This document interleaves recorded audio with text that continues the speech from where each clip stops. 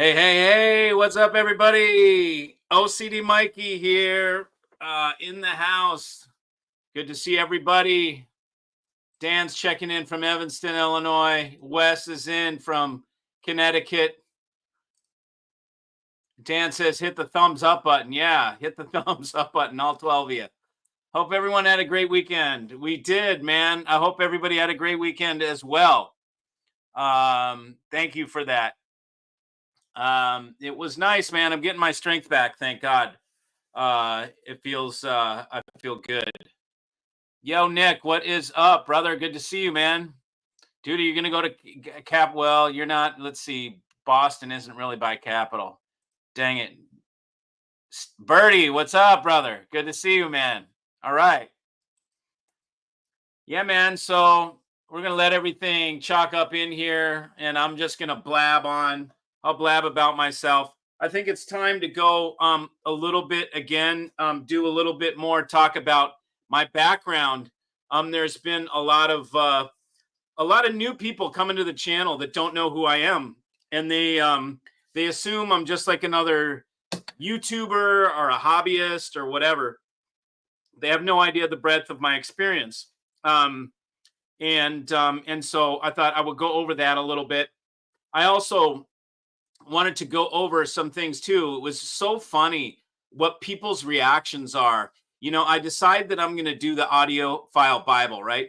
Basically, what this is for is to try and help people make some sense out of an industry that is so full of shit and doesn't make sense that it's like it's confusing for tons of people. And you know how I know this? Because I talk to people every single day about hi-fi, and so many of them tell me, how do I even determine which DAC to buy? Everyone says their DAC is the best. How do I know my head from my ass? And I'm like, well, you know, and so I decided to make a audiophile Bible, if you will, which is basically a concept of how to just break these things down into just to try and make it simpler for yourself.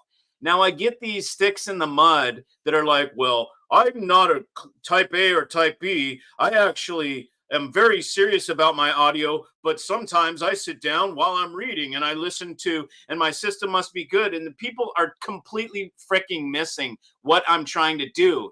It's like I'm not sure. I don't really wish to be classified into A or B types. And it's no, you know, I'm like, oh God, dude. First of all, it's not about you, dude. I suppose you really think the world's about you. It's not about you. It's about trying to help people decipher this. So I'm offering somewhat of a guidepost or somewhat of a structure that is just a conceptual structure to help you guys weed through it. I'm trying to help you people. But these people, I don't want to be classified. It's like, oh, yeah, you're so missing the point.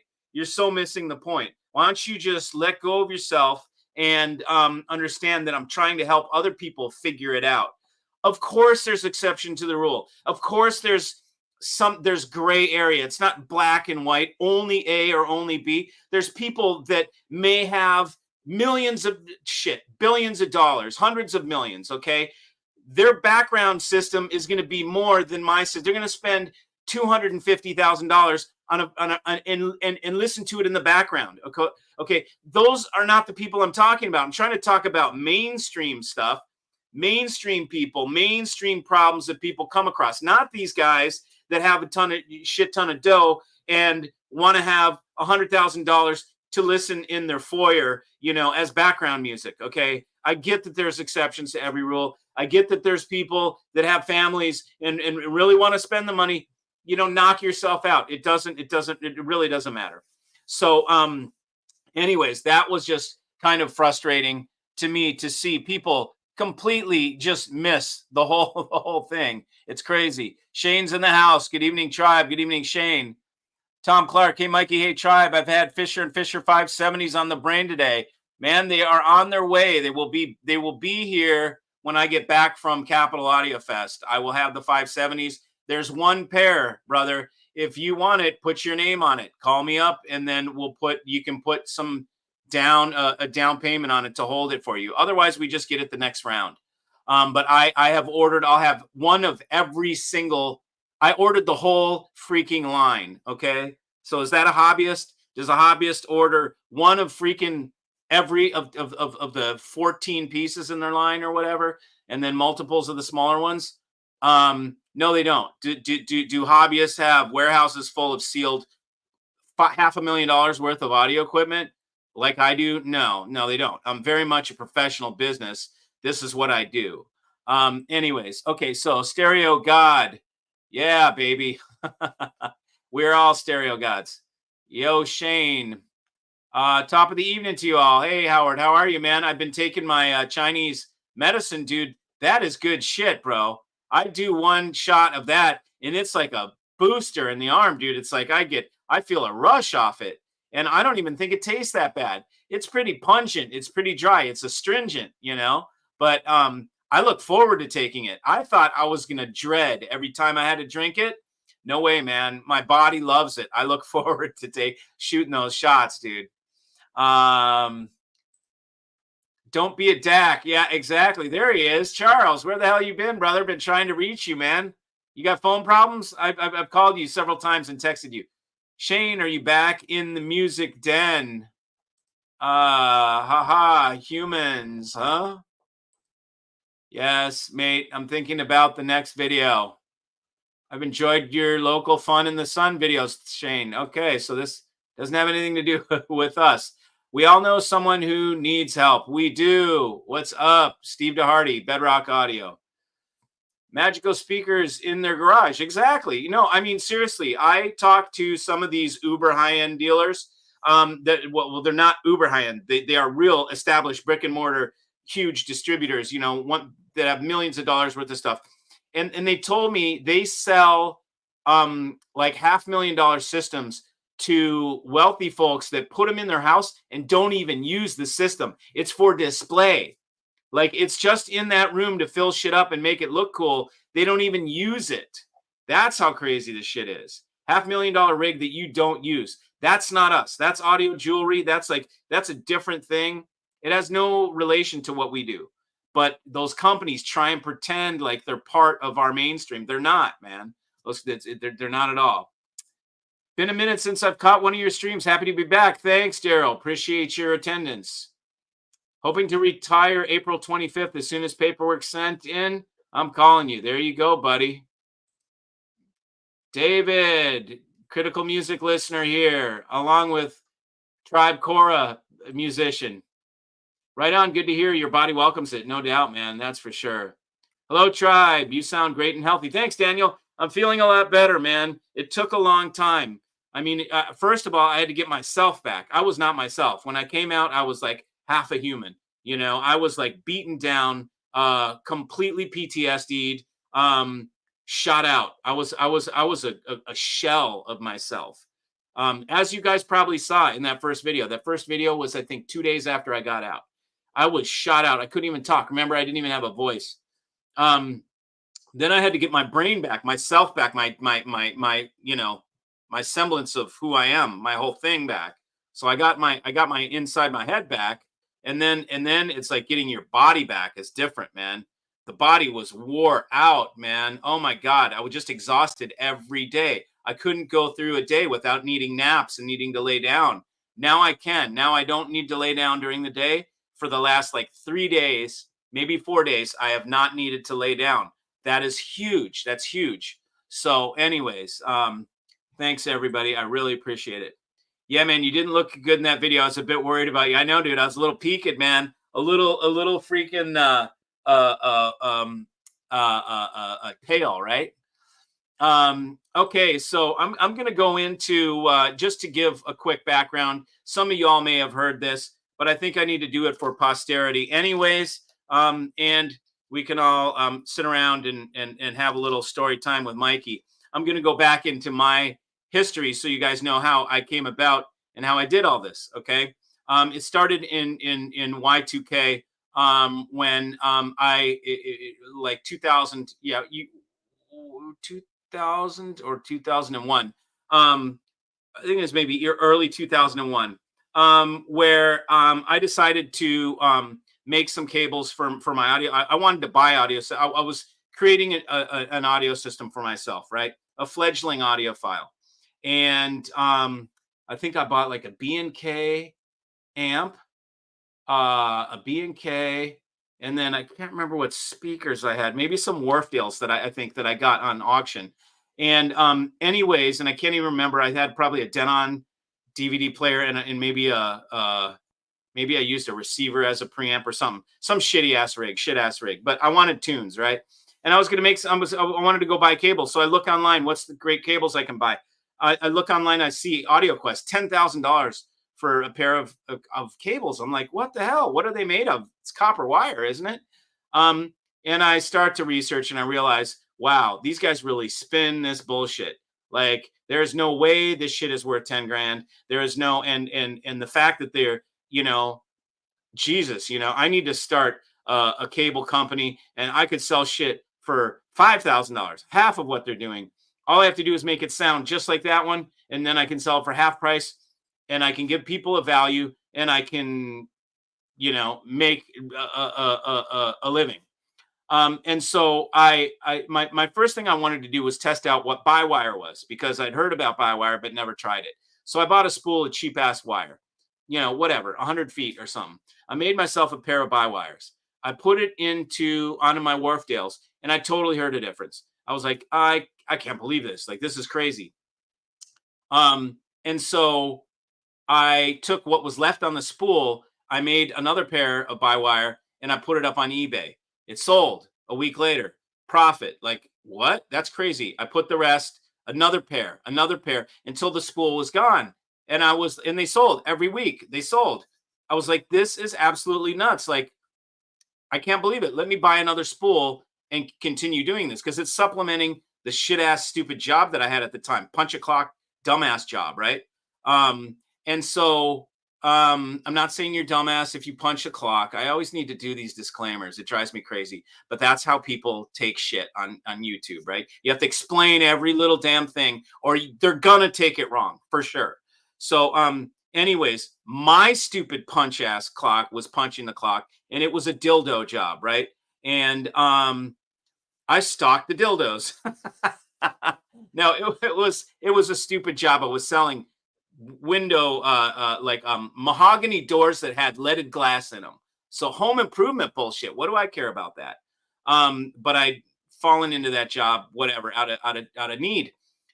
Long story short, I was doing my eBay auctions in the back room at that stupid job, checking my auctions. Wow, they're going up. Before long, I was making more on eBay than I was at that stupid job, which was $300 a week. I remember it. This is 2001, $300 a week. I'm like, this is bullshit. I need to be making $1,000 a week. So after I realized, hey, this might work, I bailed from the job, okay, because I was making more on eBay. I bailed from the job and I decided I need to step up my game. I can't use this cheap ass copper installer wire, which was what it was. Carol audio, Carol Stream or some shit like that, like this installer grade shit with a little string in it that you pull to strip the jacket away. I mean, it's just cheesy shit. But it was selling. It was crazy.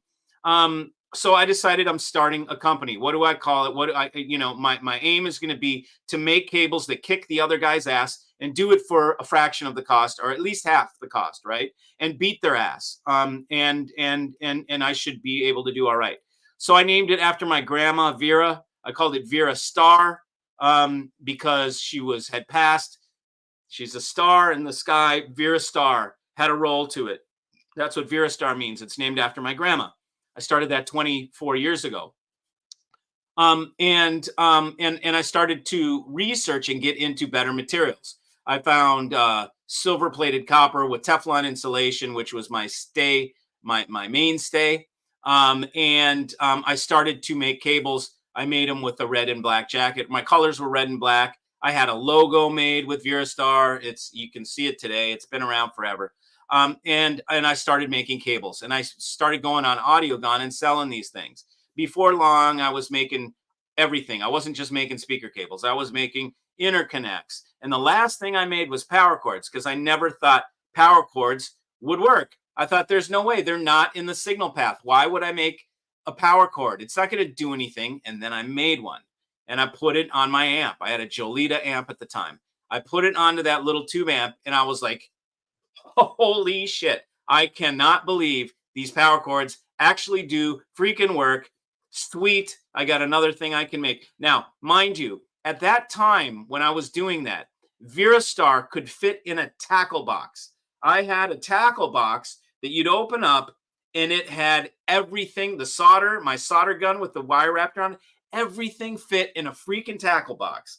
And I was living in an apartment, renting an apartment, and doing this shit at the dining room table. Finally, I dedicated one room, the guest bedroom. I had a 2-bedroom, but there was just my girlfriend and I. So we took that second bedroom and turned it into into my shop, right? And I remember going to like Office Depot and getting a desk that had like the things up here and for all your files, and then I turned it into a shop. Like I put all my parts up here on the shelf and all this kind of crap, and I turned it into, so then Virastar went from a tackle box to a office desk, right? And I was growing, man, and my business was growing. My numbers were on a steady rise like this.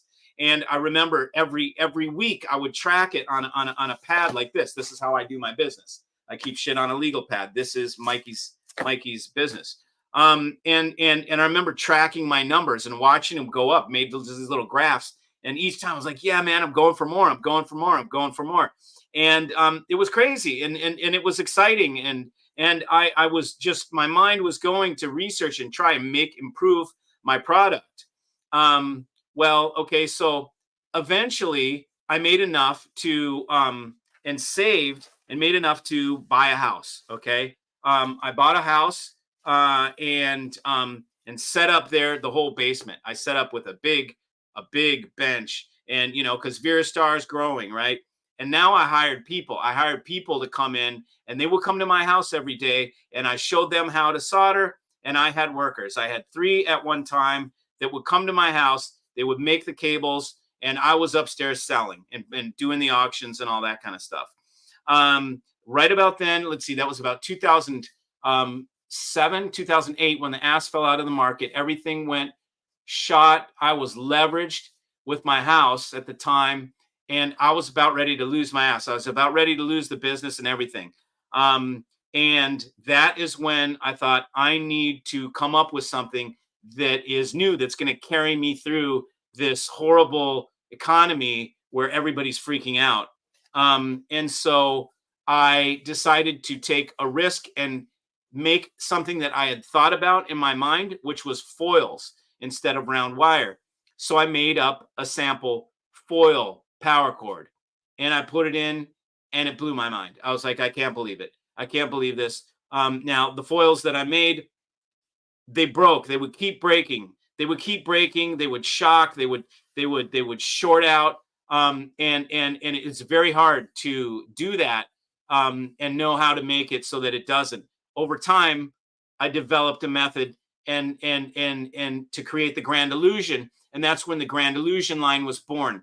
That was another milestone for Virastar, for my company. At that point, I started going to the audio shows, and I started to show with rooms. I would come in the room, and I was the cable guy, and I would show up, and in a fortunate sort of stroke of events, I was sitting there one day with Virastar right in about 2008, and I'm wondering how did Mark Levinson do what he did? Like, how did he do that? Like, he's a dude that, and then he just became really big with this audio shit. I'm calling this guy up. Fuck it. I grab the phone, I pick it up, I find Red Rose Audio, I dial it. I'm expecting to get the runaround.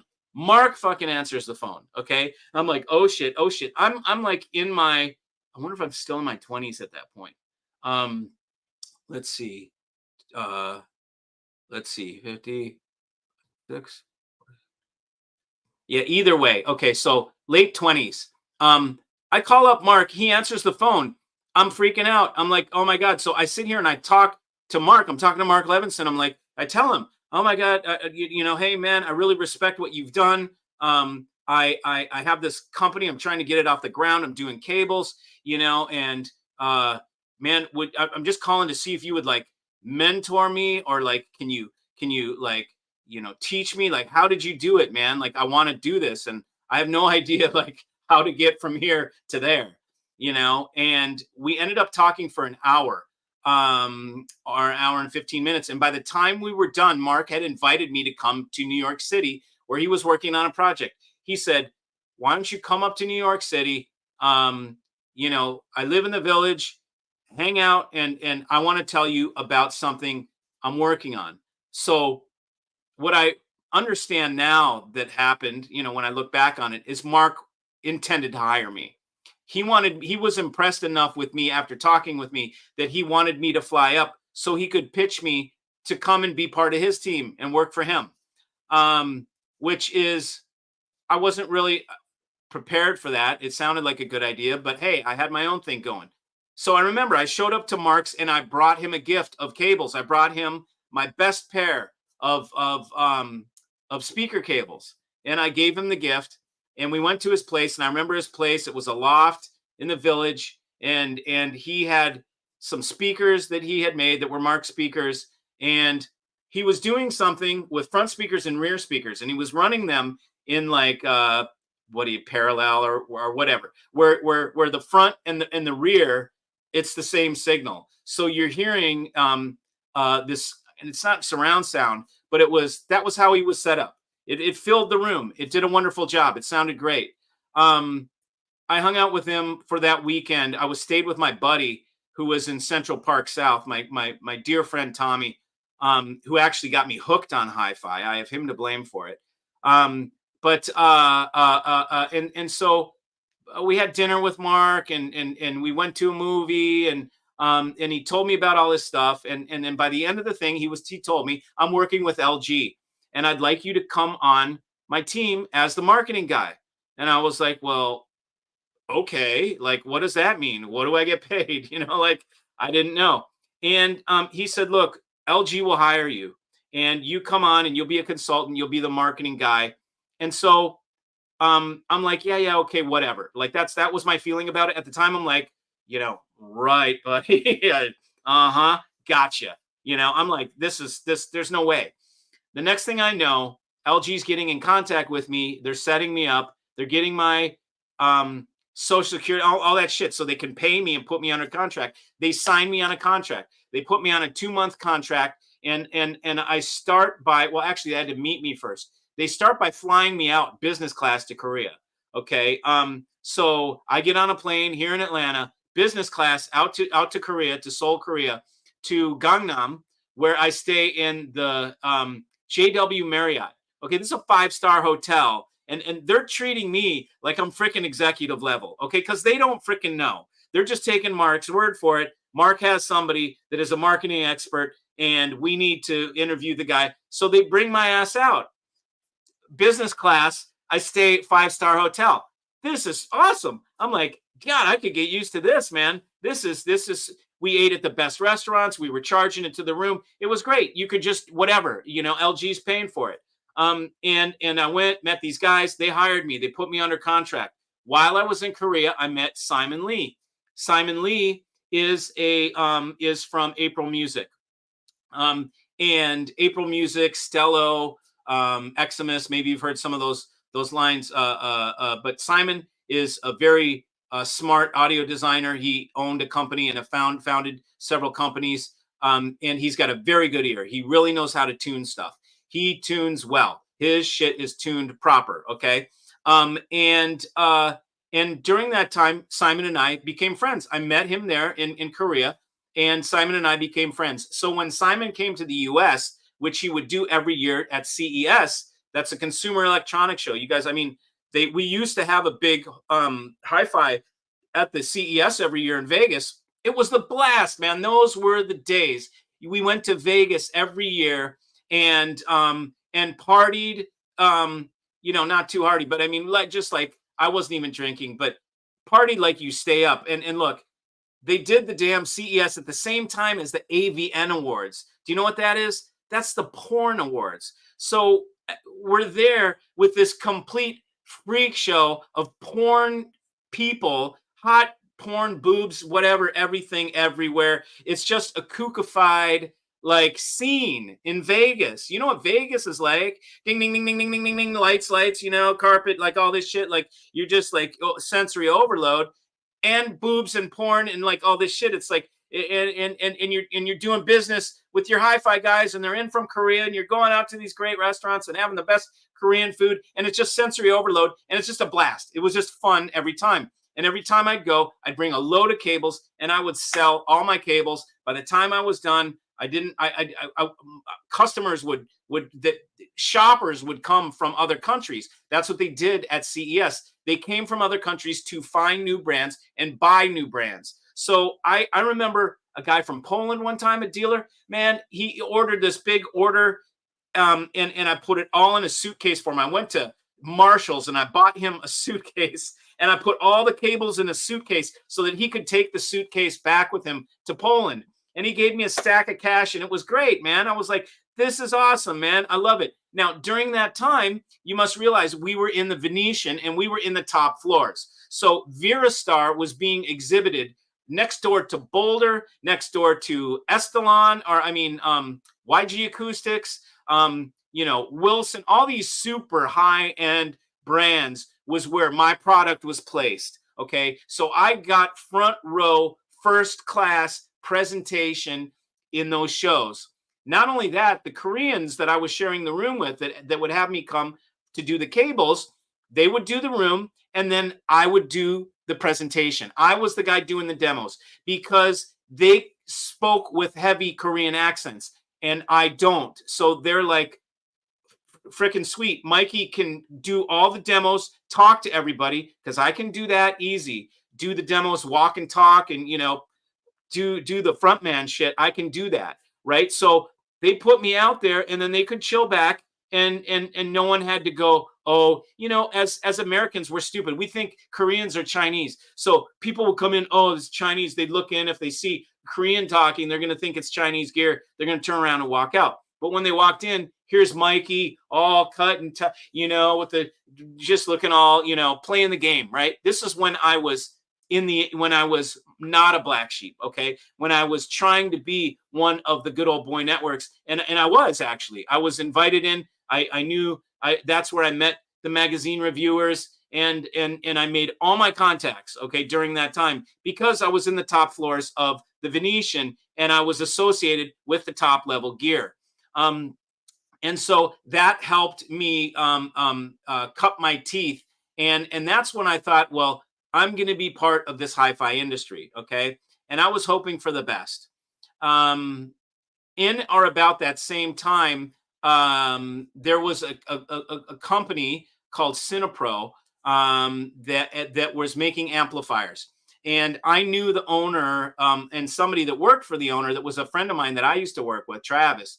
And he knew Eric Abraham well. And he had told me about these amps that they were making. And it was weird. It was like, oh, Travis, we used to work together selling artwork. I'm like, you're in hi-fi? I'm in hi-fi. Holy shit, it's amazing. What do you do? I sell cables. Oh my God, really? I sell amps. It was really weird, So I found out about this product and I bought a Cinepro amp and I put it in my house and it was a badass, it was this 6-channel solid state amp that was like 2,000 watts. It was badass. It was really well built. It was built by a company called AB International in California, in Roseville. Now, AB International stood for Bob Bird. Okay, that was the B, and George Anderson. So George Anderson and Bob Bird, A and B, okay? And it was also Class AB amp, so it kind of went together. These were guys that came from Altec Lansing, okay? Before Altec Lansing, I can't remember the name of the company, but Bob Bird and George Anderson used to work right alongside Nelson Pass and Doug Dale, if I'm not mistaken. Or maybe Doug came later during Threshold, but these guys knew Nelson Pass early on. So Nelson knows who AB Amps was. Nelson operates up in that part of town in Forest Hill, which is just like half an hour from where my office was with AB Amps.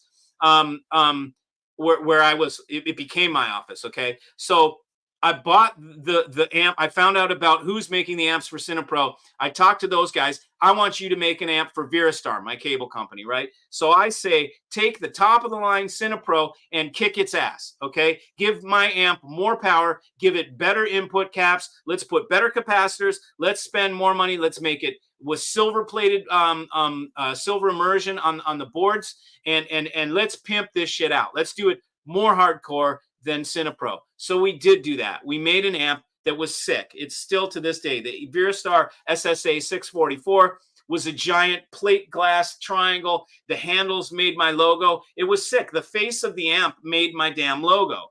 And it was unmistakable. I did that on purpose so that you could see my amplifier from across the room and you didn't even need to see the name on it. You could tell instantly by how it looked what product it was, like D'Agostino or something. So obvious what that brand is, right? So I did the same thing. I made my amp very obvious. I remember showing Mark Levinson when I met Mark, and I showed him the amp. He didn't like the design because it was too aggressive. And I remember exactly what he said. He goes, geez, he goes, it looks like it's got teeth, because I did that on purpose. It was aggressive. I was coming into this as an underdog, and I came in like this, like, fuck you, industry. I'm going to fucking kick some ass, you know, like, you guys are all established. You got your old network. I'm coming in to uppercut and take some of your action, okay? So I was aggressive. So I purposely made my amps with sharp, hard edges, a sharp inverted triangle, sharp, hard edges, man. Nothing was rounded off. No chamfers, no bullnose, none of that. It was sharp, and it did look like it had teeth. That was on purpose. I wanted it to look menacing, okay? So it looked menacing. And so that was a killer kick-ass amplifier. Now, at one point, that amplifier manufacturer came up for sale. I talked to him on the phone. I was getting ready to, I don't know, place an order or make a change or do whatever. I was working with the designers, telling them how to change and how I wanted things. They said, we want to let you know we're coming up for sale. And so if you'd like to buy us, we're letting you know now because we're going to tell some other people and blah, blah, blah. And I'm like, holy shit. Meanwhile, some idiots in that one of them was my customer in New York, had decided they were going to try and take Cinepro. Now, Cinepro, the owner died. I didn't tell you this part. The owner of Cinepro died, the rightful owner of Cinepro, and he died intestate. He didn't have a will or anything, and he had a daughter that he left behind. I contacted the family and said, look, if you will give me the name, you know, because you have the rights probably to the name, if you will let me use this name, then I will carry it forward and I will give some proceeds from the amplifiers to Eric's daughter, okay? And I will help that so that she sees some money from her dad's efforts building Cinepro.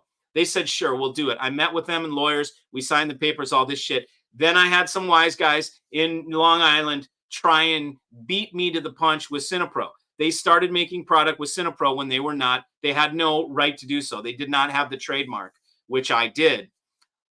This is a whole another part of the story. So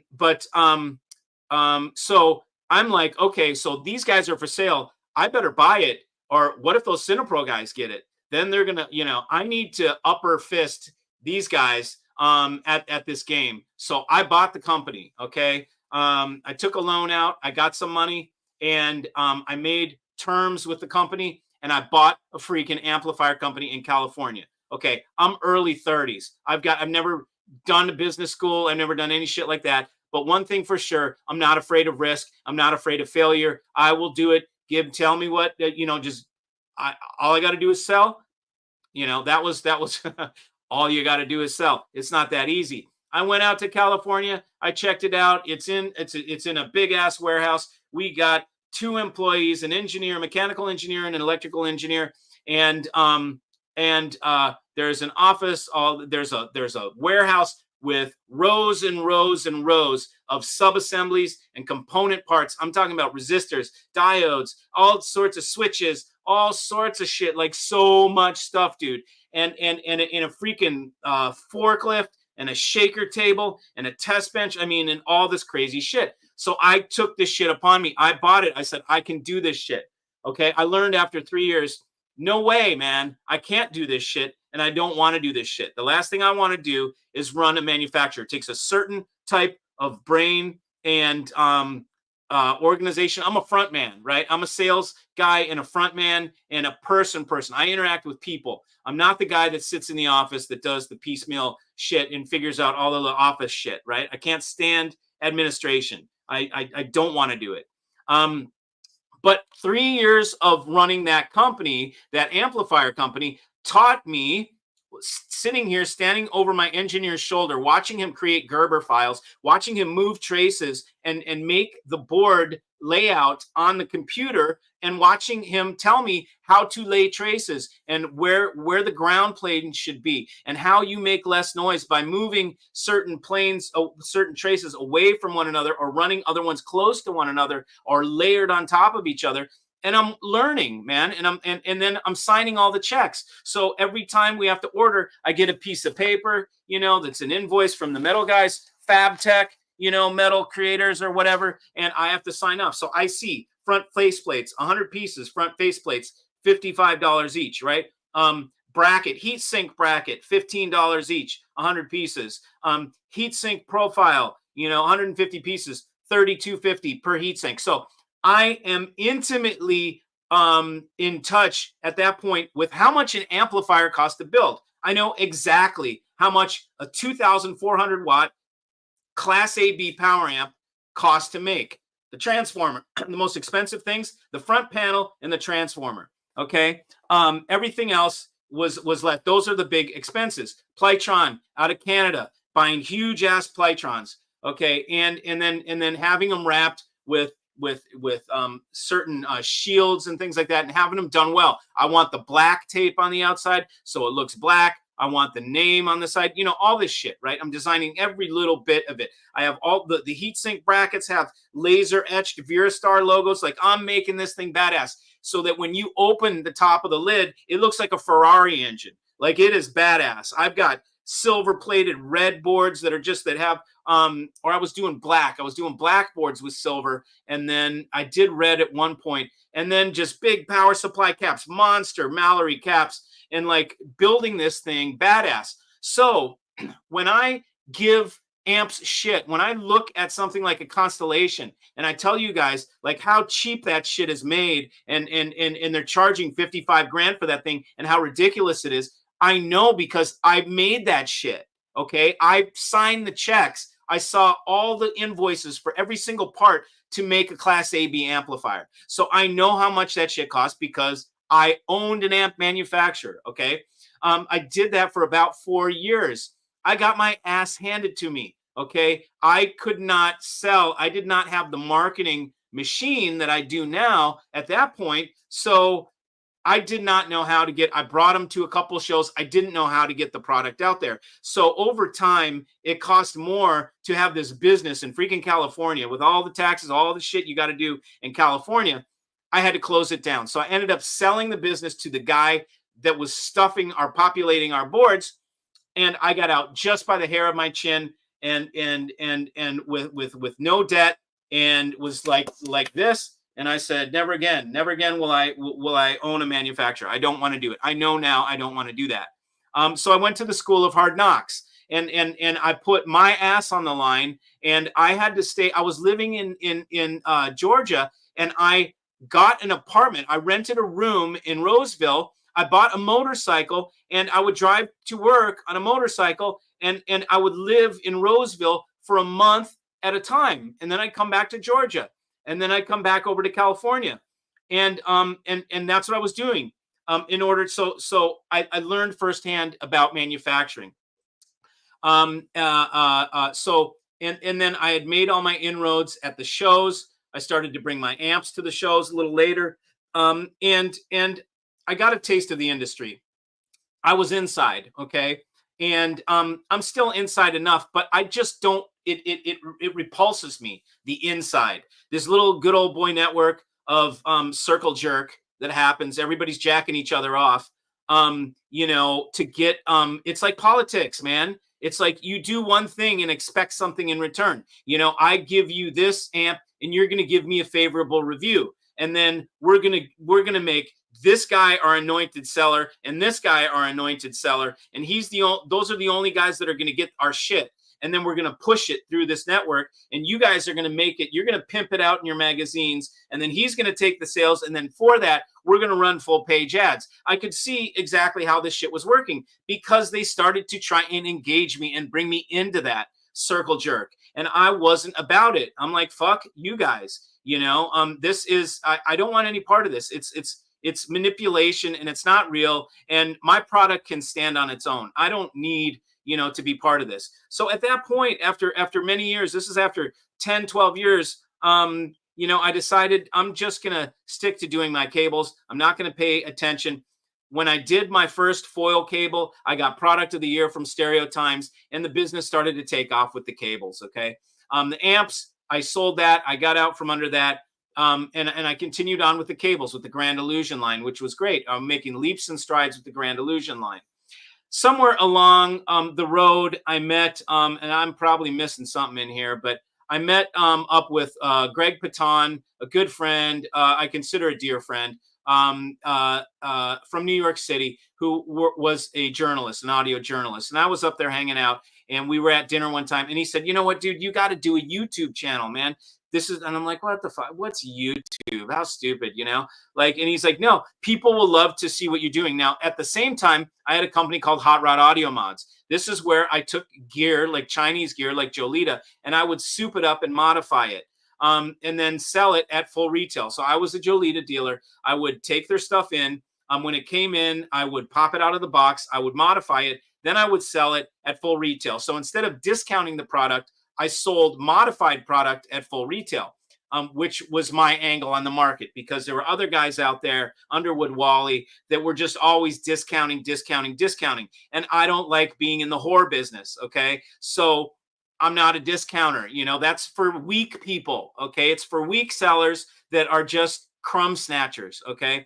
So I decided I'm just going to do extra work and modify. And then people would send me stuff and I'd modify. So this is me soldering in gear and doing modifications myself. Okay. So I have a freaking shop out there with, geez, I mean, the amount of wicked level capacitors I have, film and foil caps, and just intense diodes, Fairchild Stealth diodes, and the op amps that I have, Burr Brown OPA 627s that are like totally hard to find. I've got them in surface mount. I've got them in 8-pin dip. I've got them I've got so much stuff out there from all that modification that I used to do, because I used to be enthusiastic about doing mods. Everything that came in, even my own stuff, I would modify it, So I know my way around circuits. I can solder. I can go into your shit and fuck with it, right?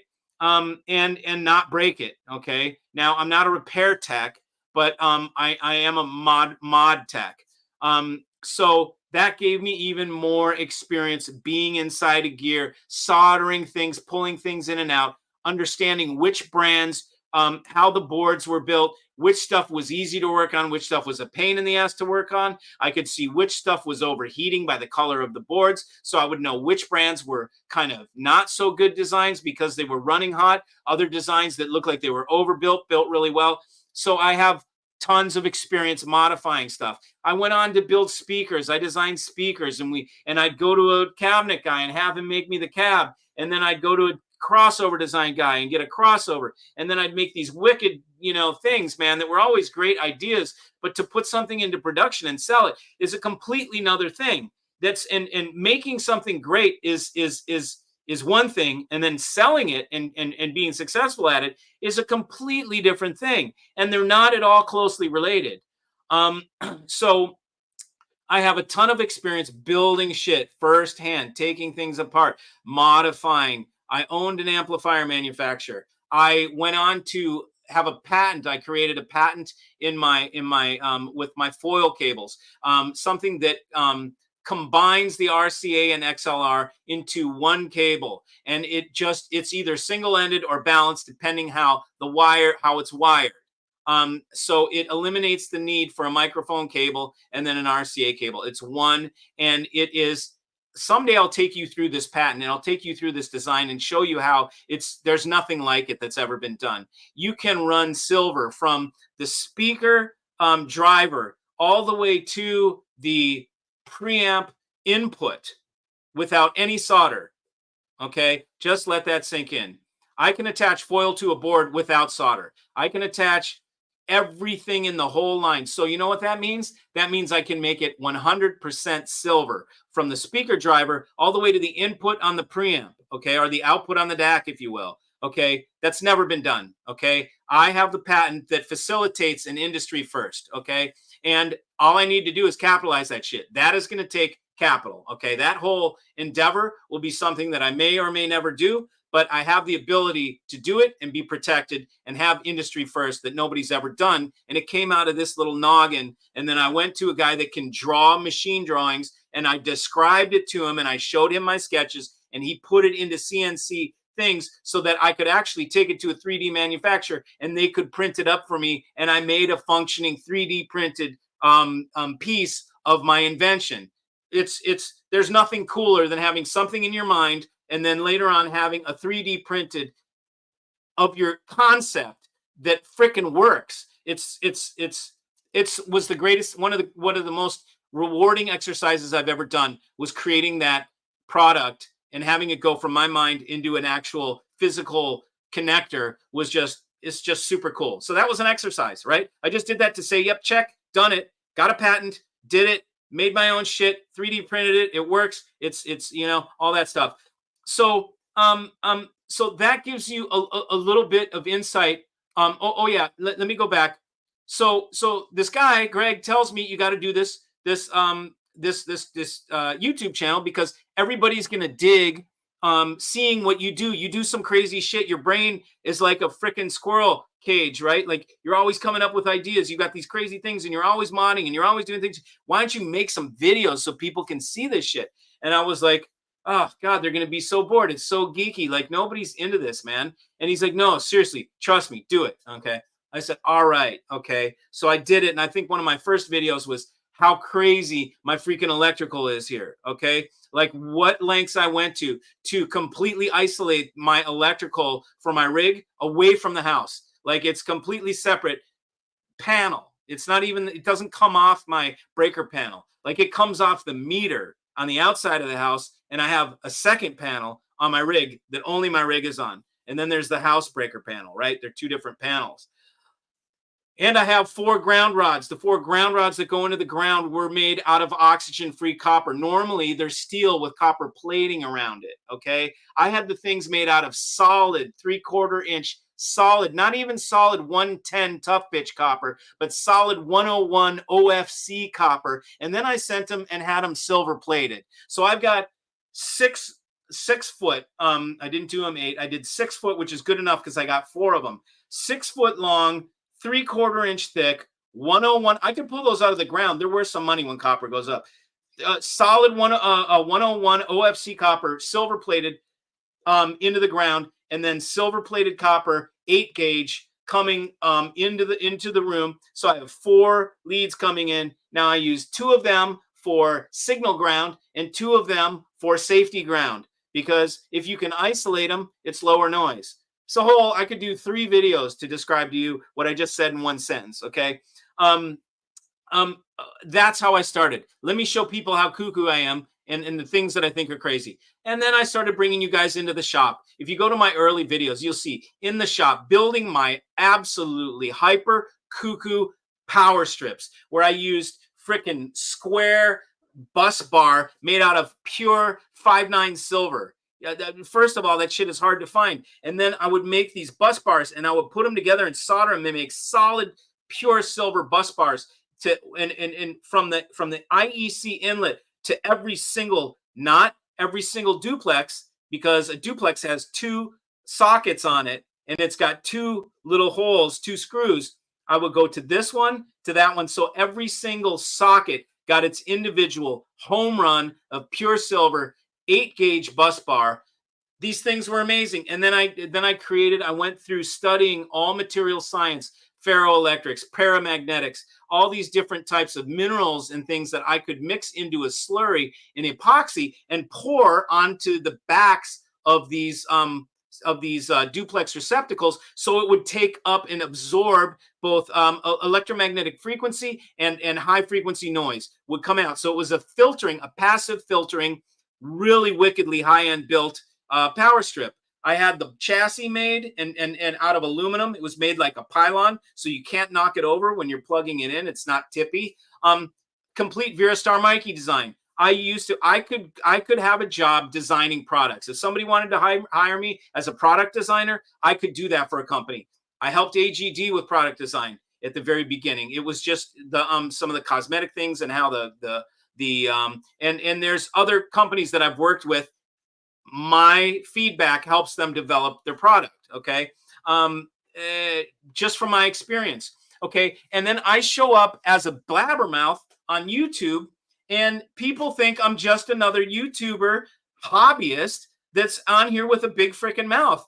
And so I need to take the time to explain kind of my background in the things that I've done so that you all understand why I have resentment to the industry, why I understand the things that I do, why I talk like I know what's going on, because I do know what's going on. And there is so much, and it's very hard for me on my end to know what's going on, and then to see all you guys over here, which I would say like sheep or lambs, like a flock, right? And the bullshit that you guys are being fed, and watching you all follow this bullshit, like watching you all go, oh, look at this, and oh there, or oh, they said this, and I can't do anything about it, right? I just see in frustration, and I'm like, these people are just getting their chain yanked left and then right, and then it's like it's frustrating for me. So a lot of the times when I talk, I don't hide my feelings. You feel my frustration because I'm frustrated. Y'all are still getting complete BS in many ways. And so I try and cut through it. I try and create, and that's what I did with this latest thing. I try and create this Bible, whatever, that is just to try and help you get a little vision. Now, when I say there's two types of people, A or B, it doesn't mean that's the only types that exist. What it means is if you're a background listener and you don't give a shit about critiquing it, then don't worry about spending money. That's my message. Okay. My message is you don't need to worry about it. If you know that you're not going to be critical. Okay. Now, if you use background music, but you are critical listening, okay, then you're neither A nor B. Okay. You're a background listener who's a luxury buyer. Okay. So that's a point B or whatever, right? A 8.5 almost to a B or whatever we want. It's a mix of the two, right? So I get this shit, right? But I'm trying to make it simple for people because this whole industry is so fractioned out into complete how do you guys make sense of it? I know how I make sense of it because I'm a career soldier for the last freaking 24 years doing this as a manufacturer. And it took me that time to understand what the hell is happening in this industry and to be able to delineate how it's all laid out and where the divisions are and where audio becomes bullshit jewelry and it's no longer about music or hi-fi at all. It's just about stupid toy shit for wealthy people to have and show off and where the hobbies, I mean, all this kind of stuff. How do you guys make sense of it? Okay. How can you make sense of it? Especially if you've only been doing it 4 or 5 years. So that's why I do my videos. I try and help you guys. And yeah, I've got a forked tongue. Yeah, I'm rough around the edges. But you know what? You deserve somebody to give it to you straight. And not somebody who's a made up freaking YouTube star. Okay. Somebody who actually has been in the trenches and has his own sweat and blood and tears in the industry, which is what I have, which the other people on YouTube do not have. Okay. I'm just saying that it doesn't make me better. It just makes me different. And I want to point that out so you understand when I'm giving you information where it comes from. Okay. It doesn't come from being made up. It doesn't come because I saw somebody on a forum saying it. It comes from my own time in the trenches. Okay. So we get back to doing the YouTube channel. I did the YouTube channel, started going on. And as it grew, and as I started doing shows again, I realized, you know what? I can set up a kick-ass audio rig. And not only that, but I do it in a certain manner. So instead of being a typical dealer, okay, what I'm getting at right now is my dealer end of things, selling things that other people make, like Playback Designs, Jeff Rowland, you know, all that stuff. That end of my business has rocketed. Okay, so I have set manufacturing aside, put it on the back burner to embrace what I'm doing now, which is curating audio rigs. Okay, now you may ask, you know, how do you curate audio rigs? A lot of dealers, they sell to you what you think you want. Okay, like you go to them and you tell them, I want a Wilson. I'm thinking of buying a Wilson. Oh, okay, great. I can get you Wilson. You know, even and a lot of them, even if they can't get you they're not a dealer for Wilson, they'll try and call somebody and get it for you anyways. You know, but they're going to sell you what you think you want. They're not going to guide you in any way and be like a sensei to you or like a guide. If you can imagine it this way, okay, I am you could go to a restaurant like a Cheesecake Factory, right? And you could just buy, you can get Mexican food, you can get cheesecake, you can get Asian food, you get a hamburger, you can get freaking anything. They don't care. They're indiscriminate. They're going to sell you whatever they can shove down your gullet, okay? That's why they cover every type of food available, okay? Or you go to, you know, a Michelin rated restaurant where you go because of the chef's name, and you don't get a freaking choice. Okay. You go in there, you pay your $400 and you get what he serves you. Okay. That's me. Okay. You come to me if you want. Okay. But this is also what I offer that other folks don't offer. Okay. I will curate your system based on my favorite brands that I decided to represent and stake my name on. Okay. I have a very particular taste. My food tastes a certain way. My audio sounds a certain way. No matter what system I build at whatever price, it's the same flavor. It's the same organic connection to music. It's not just getting you what you think looks cool because it fits your decor. Okay. Some people shop like that. They want the D'Agostino because it matches their freaking steampunk underwear or whatever. You know, who knows? Okay. But many people buy for different reasons. People come to Mikey because I curate a certain brand of sonic that is unique to myself. And you can come to Capital Audio Fest happening in 9 days or 10 days or whatever. And you can hear what my brand of music sounds like, what my flavor of creation sounds like, what my connection to the music sounds like. That's what makes me different. And so I just thought it would be prudent for me to go through this again. Many of you know these stories. Many of you don't. But this way, it gives you a little idea of who this loudmouth named OCD Mikey is.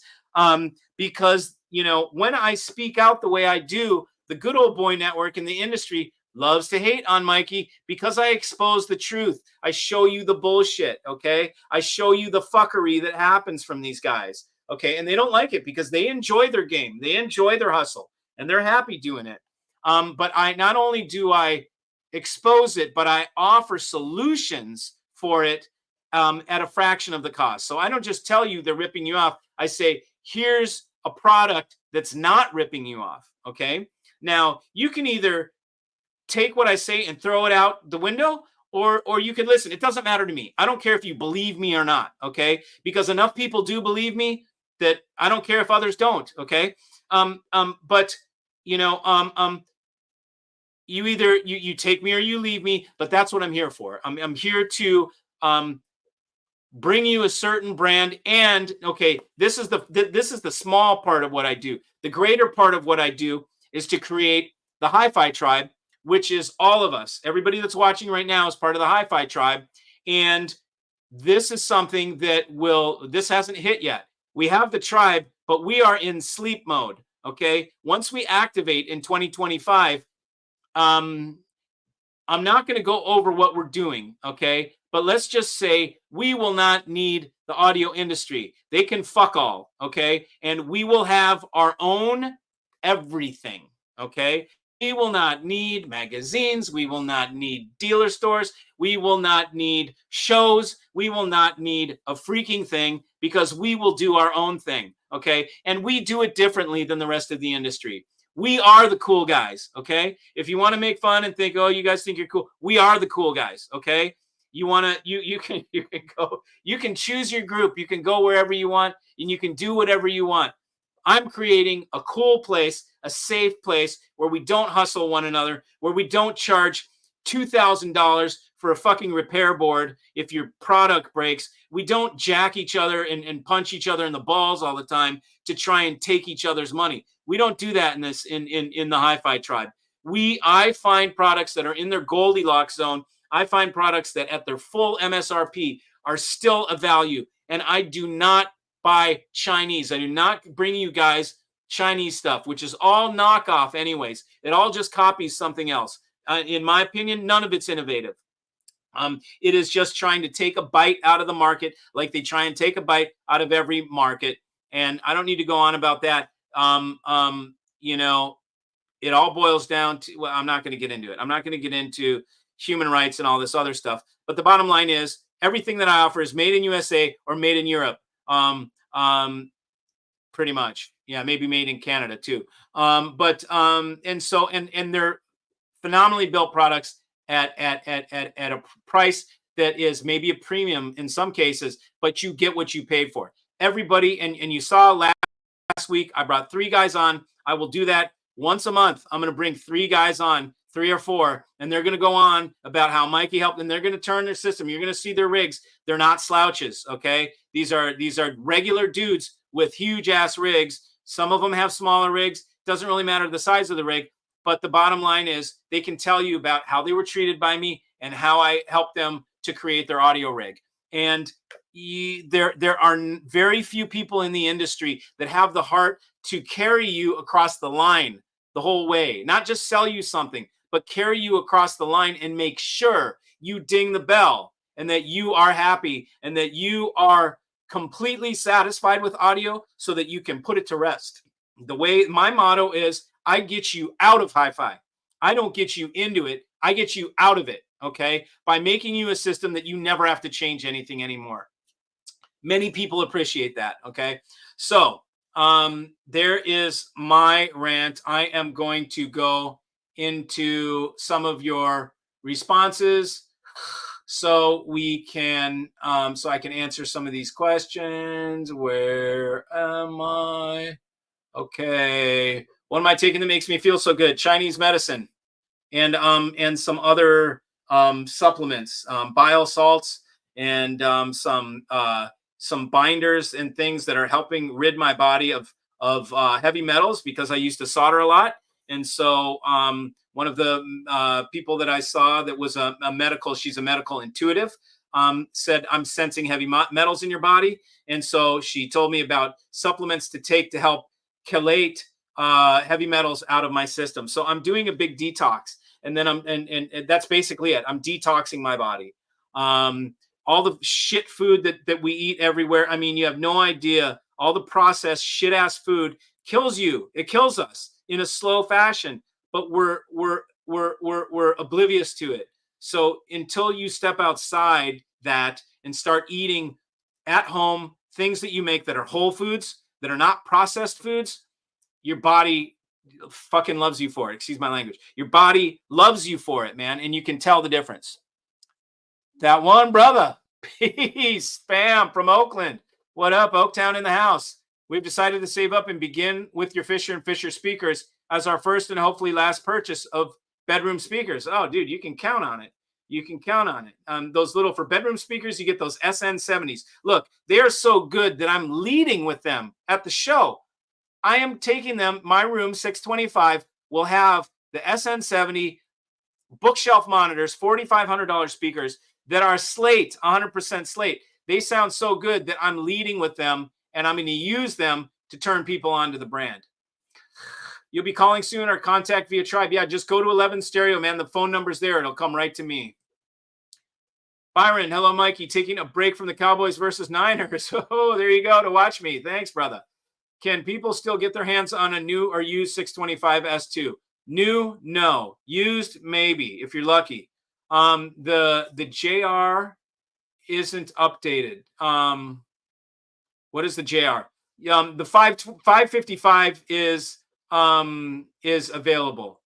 That one, and 625 is essentially like a bridged 555. So you can take 555s and bridge them, and basically you have 625 at that point. But you'd need a pair. Well, Mikey, can people still get their hands? Oh, the 535. 535 is gone, buddy. There is no 5 series anything for Roland anymore. Oh, yes, I'm sorry. There is 555. 535 was a Class D. That thing's gone, brother. Now it's been replaced by 555, which is a Class AB. I prefer the Class AB designs from Jeff Roland because it's 100% Jeff Roland design through and through. Was this cello audio? Was what cello audio? Mikey, have you auditioned the AGD duets? Okay. How do they compare to the audio? The duets are the big ones, right? Hi-Fi Huff YouTube channel. He fucking loves everything, doesn't he? Don't all these guys love everything? Tell me one guy right now. I'm going to ask the group. We got 123 people watching. Tell me one YouTuber that doesn't like some shit. Okay. Let's see if anybody is out there that doesn't like anything, or do they all just fucking love everything? You know, especially these guys like Huff, you know, Huff also loved the Daniel Hertz Maria. You know, everything he says is great. Oh, so wonderful. So, well, then fucking buy it, dude, and tell us what you use in your own rig. But these guys aren't going to do that, man. They're fluffers, dude. They're fluffers. AGD is great amps, though. Hey, what up, AAE? Evening, Mikey and friends. What's up? Hola, Nick. Wanted to message you today. Then you should have. Kind of like Aragon. No, this was much more. If you're talking about AB amps, way more heavy duty than Aragon. Aragon is lightweight shit. This is heavyweight shit. Industry needs an ass kicking. Whatever. It doesn't need shit. What it needs is us to secede from the union, right? That's what we're doing. We're seceding from the union and creating our own economy, our own thing, man. We've got our own tribe, our own settlement. We're bailing from the industry is what we're doing. We don't need them. So they don't need an ass kicking. They just need to be bailed on is really what we're doing. Where can I find some pictures of your VeraStar amps? Just search it. I bet you I can find it right now. I'm going to do a quick images. Okay, I got one. I've got some better images in my files, but here is me. And this is, okay, let me add this to hang on. And I am going to add this so you guys can see this. Share screen. Okay. There we go. And here it is. There is Mikey standing at Rocky Mountain Audio Fest with my amplifier under my hand. Okay. And that is it. And then these are speakers that are high emotion audio, made in USA. Those are great speakers, man. So there it is right there. That's the VeraStar SSA 644. It's hard to see with the shading here, but there's handles. You see that line right there? This is a big handle. And then there's a big handle on this side too. So 2 trapezoids and then the inverted triangle, a power switch dead center. That's Mikey design right there. That's how I design. It's badass. So just thought I'd show you guys that. Let me go back to where I am. Okay. So there it was. Did you guys see that? I think you did. Yowza, loving this show. Thanks, man. Any thoughts if tariffs are put on because of the political climate? Should a guy pull the trigger on something in a different country? Hopefully, hopefully we lose income tax and we get tariffs. The tariffs are not going to be put on stereo stuff. If you've been paying attention, the tariffs go on shit like automobiles. Okay, automobiles that are made in China.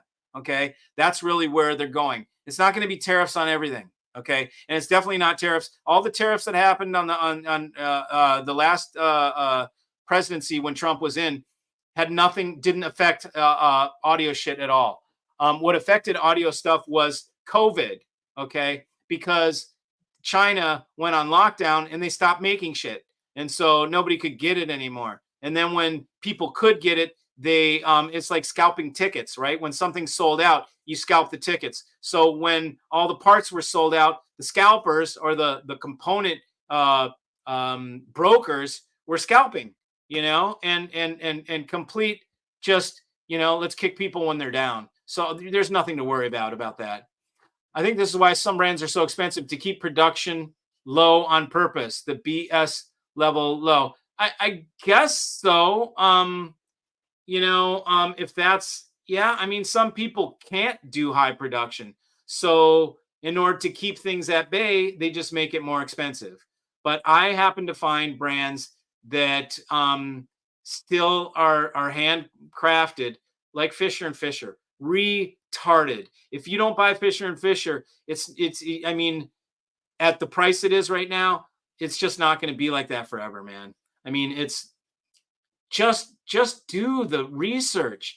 Just look at what's in a Wilson. It's fucking MDF, dude. I mean, look what's in a lot of these speakers. It's synthetic bullshit that you can buy from the supplier, 1,000,000 pounds, 1,000,000 board linear feet every day of the week. Okay. Slate is something as natural. You need to go mine that shit. Okay. If you can't find it, okay, we can't make your speakers. We need another month or whatever, another couple of weeks, because we need to dig deeper. Okay. That's what an exotic is. Okay. That's when you have something that's exotic in your room. Okay. But when you have a Wilson that's $250,000, you think it's exotic because of what the price is, but it's not exotic because it's made from materials we can find in the backyard. Okay. When I say the backyard, I mean the fucking, supplier down the street. Okay. The guy that has all the plastics and all the MDFs and all the synthetics. Okay. It's not exotic. Okay. It's just expensive. It's not exotic. Okay. Slate is exotic. That shit is limited, hard to find, must be mined. Good luck finding it. Okay. And it's a freaking miracle that someone that is a mining company is making speakers. It's like Acora Acoustics. But look at the price of Acora Acoustics and compare it to Fisher and Fisher, and then wake up. So, but yeah. So anyways, love all this. Cool, man. Interesting that shit just shifted from California to Texas. Yeah, I wonder why. California sucks. Okay. Look, I'll take that back. Governor Newsom sucks. Okay. And the politics there suck, and the taxes there suck. Okay. But the state is a beautiful state. It's a gorgeous state. I love it. I used to live there, but it's been just hijacked by idiots in the politics. So yeah, people are bailing out of there in frickin' droves, man. No high-end audio show touches Mikey for reality. I just say it like it is, man. I just, I don't know any other way. At one point I became sick of it. At one point I just said, fuck it. I don't have to follow any rules. There's nobody that I don't work for anybody. I don't have to answer to anybody. I don't stroke anybody's brat, so I don't, and they don't stroke mine. So I don't owe any favors. I don't have to be good boy. I don't have to do anything because someone paid me. None of that shit. I can do what I want. This is me, man. I'm just being Mikey. And yeah, I'm a cynic, but dude, 24 years in this industry has done it to me. I'm just being real. I saw someone the other day said something about this industry we love so much. I'm like, you're so full of shit. We don't love this industry. We think this industry is full of shit, and you're saying this industry we know and love so much. It's like, oh God, total politics. It's like a politician speaking, man. I can only imagine the fuckery that goes on behind the scenes that ruins it. Yeah, it happens all over, I mean, and it's not even just this industry. It's everywhere. Repair versus mod tech is poignant. Yowza. Yeah, I mean, I'm not good enough to know repair. Like, I don't know that. Like, I'd need to know how to. I've not been to the school for that. I can mod shit, and all that's doing is removing parts and replacing them. That's easy. What's up, Ted? How are you, buddy? Welcome. Epic, you know it. Definitely prototype that and show it off where possible. I did. I brought it to. I have a whole little stand. I made a little display for the show that has, it's all printed out, and it has the thing. It shows the RCA, it shows my connector, it shows the XLR, it shows my connector, it shows how mine kicks their ass. It's like, it's totally cool. Nice. The second bill shows how much the rig costs to run. Second bill. I'm lost. We all dream of a direct power run to the audio kit only, let alone 4 ground rods. This is epic. Yeah, I mean, look, if you look at my earlier videos, you'll see where I go outside. I show you guys outside, all that stuff. It's crazy. Mikey's on fire. I'm back, brother. I'm getting back there. I'm almost to 100%. I'm not 100% yet, but at least some of the piss and vinegar is back. This conversation is why this works. Thanks you for sharing. You bet, man. Nice shirt, my man. You know it, brother. Steal your face, bitch. Right there. Uh-huh. Loud and proud. I fully get the gist of your journey. Right on, man. Good. Glad I communicated it well. I appreciate the rough around the edges. No disclaimers needed. Good, man. I mean, I find my people. You guys are my people. You know, I just be myself. I do my thing. I talk like I'm just normal. Like I just be myself. And I find my peeps, man. I find my tribe. You guys are my tribe. It's the best thing in the world. When I see you guys, it's like I've got brothers. It's the coolest thing. I can meet you, a tribe member. You guys already fully know me from my YouTube channel. So, you know, it's like the vibrations resonate. And so people that are of the same resonance of my vibration come and want to meet me. And then we meet, and it's like a brother. It's the best thing in the fucking world. I don't even know you, and already I know you, and already you know me. It's the weirdest thing, and it's so cool because it's like we just immediately start hanging out. I was in Serbia, and what damn, and what is the God damn it, my brains. But I came into the main town, the main the capital or whatever, and I tell people, I go on my thing, hey, I'm in Serbia, you know, here, and then people contact me, hey, Mikey, I'm here in Serbia, I watch your channel all the time, you know, where are you? I'll come and get you. And Bronco shows up, and he shows up in his car, and he meets me, and he picks me up at the hotel, and he takes Joe, my girl, and we go and we go out, and he takes us around the city. And it's like Bronco's like old buddies, man. I mean, we eat dinner, we have a great time. It's the coolest shit. You know, I love you guys. I love the tribe. I love that we all get together. I love that we see that we're on the same vibration. It's just the best thing in the world. I'm a rough arounder too. Mikey making this easier. You know it, man. Like I said, you know, we birds of a feather flock together. Unusual live stream. Yeah, it is. I don't have a guest today. Today, I'm just talking kind of about my story. This stream is brilliant. Every high school is end dealer would hate this as they just push non-experiential stuff that comes from profits. Yeah, exactly. And that's a very good point that you make right now, is that I sell experience. Okay. And that's probably the best way to put it, is that I don't sell gear. I sell an experience. And that is a Mikey branded experience. I know how to make the Mikey experience in several different price levels, right? But I got that shit down, okay? I have my craft honed, and I make a Mikey experience. And when you buy from me, you're buying the Mikey experience, and I do it for you, you know? Unless you just want a Playback Designs stack or something, then we don't have to do the whole experience, but you'll get a partial Mikey experience. Last week, mates and I cooked a meal that kicked the shit out of the Michelin food, and we both lived in France. Sweet. I love French food, man. Other dealers want to sell you over and over and over. Mikey wants you to get to the end from the start. That's it. That's exactly it. That's the whole thing, the whole industry. They want to have their little Rolodex, right? And they want to call the same customers every freaking year about the new best thing, you know? And then it's so much better than your other thing. And then, you know, and it's just, it's bullshit, man.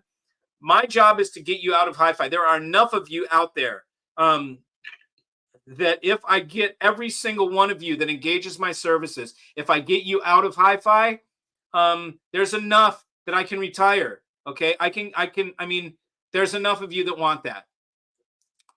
What's the minimum cost entry for an OCD Mikey rig? Okay, so if you really want to say my baseline, like my baseline uh of Mikey shit, okay? I can put together a cheaper rig for you than what I'm about to say. But it is stuff that I wouldn't want to use for myself, okay? If you're saying the cheapest system that I would use for myself, it would be what I'm going to show at Capital Audio Fest in room 625. The theme of the room is the baby exotic. Okay. So it's the baby exotic. It is going to be a system that, including cables, everything is going to be 30 grand or less. So if you ask me, what is the cheapest entry cost of entry, I would say probably 20 grand. No less than 20 grand for a Mikey rig. Okay. I can put things together for you for less that will be great, but they're those are things that are to fit people into a budget, yo, Ted Denny, this is the guy right now who owns Synergistic Research, founder of Synergistic Research, is in the house. What's up? This guy rides motorcycles like a banshee too. I would ask Mikey to do the mods I want here from my gear and know he would get it better than I ever imagined to be. Yeah. I mean, at the time, I don't mod anymore and I won't mod anymore. That was a period of time for me, and it's no longer part of my thing. But if I could tell you I could sell you guys mod parts. Holy shit. I need to put my mod parts up for sale, dude. I've got at least $50,000 worth of component parts out there. Badass capacitors, Jupiter caps, dude, that are this fucking big, huge oil and papers, like the sickest parts. I bought the sickest parts at one point, dude. I went on a roll. Mundorf, I've got Mundorf up the yin yang. I've got freaking, oh man, I can't remember those other ones. Clarity caps. I've got just holy shit, and just all this unobtainium, cool old parts, man. That man, eventually I got to put that shit up for sale. I'm a sleeper cell ready to wake up. There you go, buddy. Rock on. You gonna use a 308? I was gonna grab one. I have a 308 sitting around in here. Maybe I shouldn't show it. Hi-Fi Tribe Activate 2025. There you go, man. Nice. Wonder Twin Powers Activate. Shape of Ice Phallus. We're all this in thing together, whether you accept that or not. We're all in this thing together, whether you accept that or not. That's right. We're all stuck on this blue globe, man, spinning around. What do Mikey think about the Dayton Audio DSPs? Not my thing, man. I think they can work for people, and that's cool. And in many cases, that helps.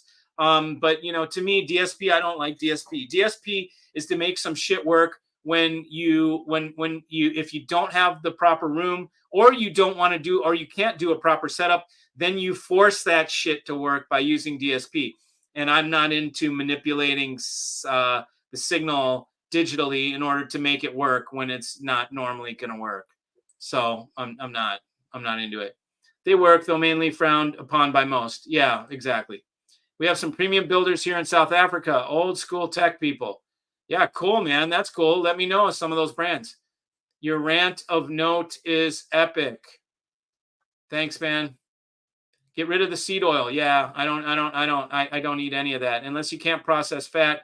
Eat grass-fed red meat. We'll talk about it. Yeah, man. Yeah, I'm on point with that. No fried foods, no white carbs, no sugar. Little, certain fruits, blueberries and shit like that. But yeah, Albor. But why? I meant 555. Okay. Danny Ritchie, GR Research, bless his heart. Yeah, man, he can fix anything, dude. He can make anything better. He can make the TADs better. It's like, holy shit, whatever. But he sells kits. I get it. It's his shtick. If you buy from Mikey in 20 years, you can get 80% of what you paid. Oh my God, that's right. Okay, so if you're trading in something for me, these are some of my policies. If you buy from me, one of them is you're never stuck with anything. If you're not happy, you can send it back. You get all your money back. There's no restock bullshit fee. I don't do that. Okay, that's one thing. So I promise that it's going to make you happy. If it doesn't make you happy, send it back. Okay, that's easy. Next thing is, if you buy something from me and you keep it, and then later you want to trade it back in, I guarantee to give you 80% of what you paid. I don't give a shit if it's 20 years down the road. I will give you 80 points on the dollar of what you paid. You will never lose more than 20% with anything you buy from me. So you don't have to worry about, oh, I got to sell this thing before I can buy the new thing. I don't do that to you. Send it, give it back. You're going to get 80 points credit and then add some more change in, and then we get you the new thing. Simple as that. I was at a high-end show here this weekend. Only 2 rooms of 12 or more got it right. Yeah, that's good, man.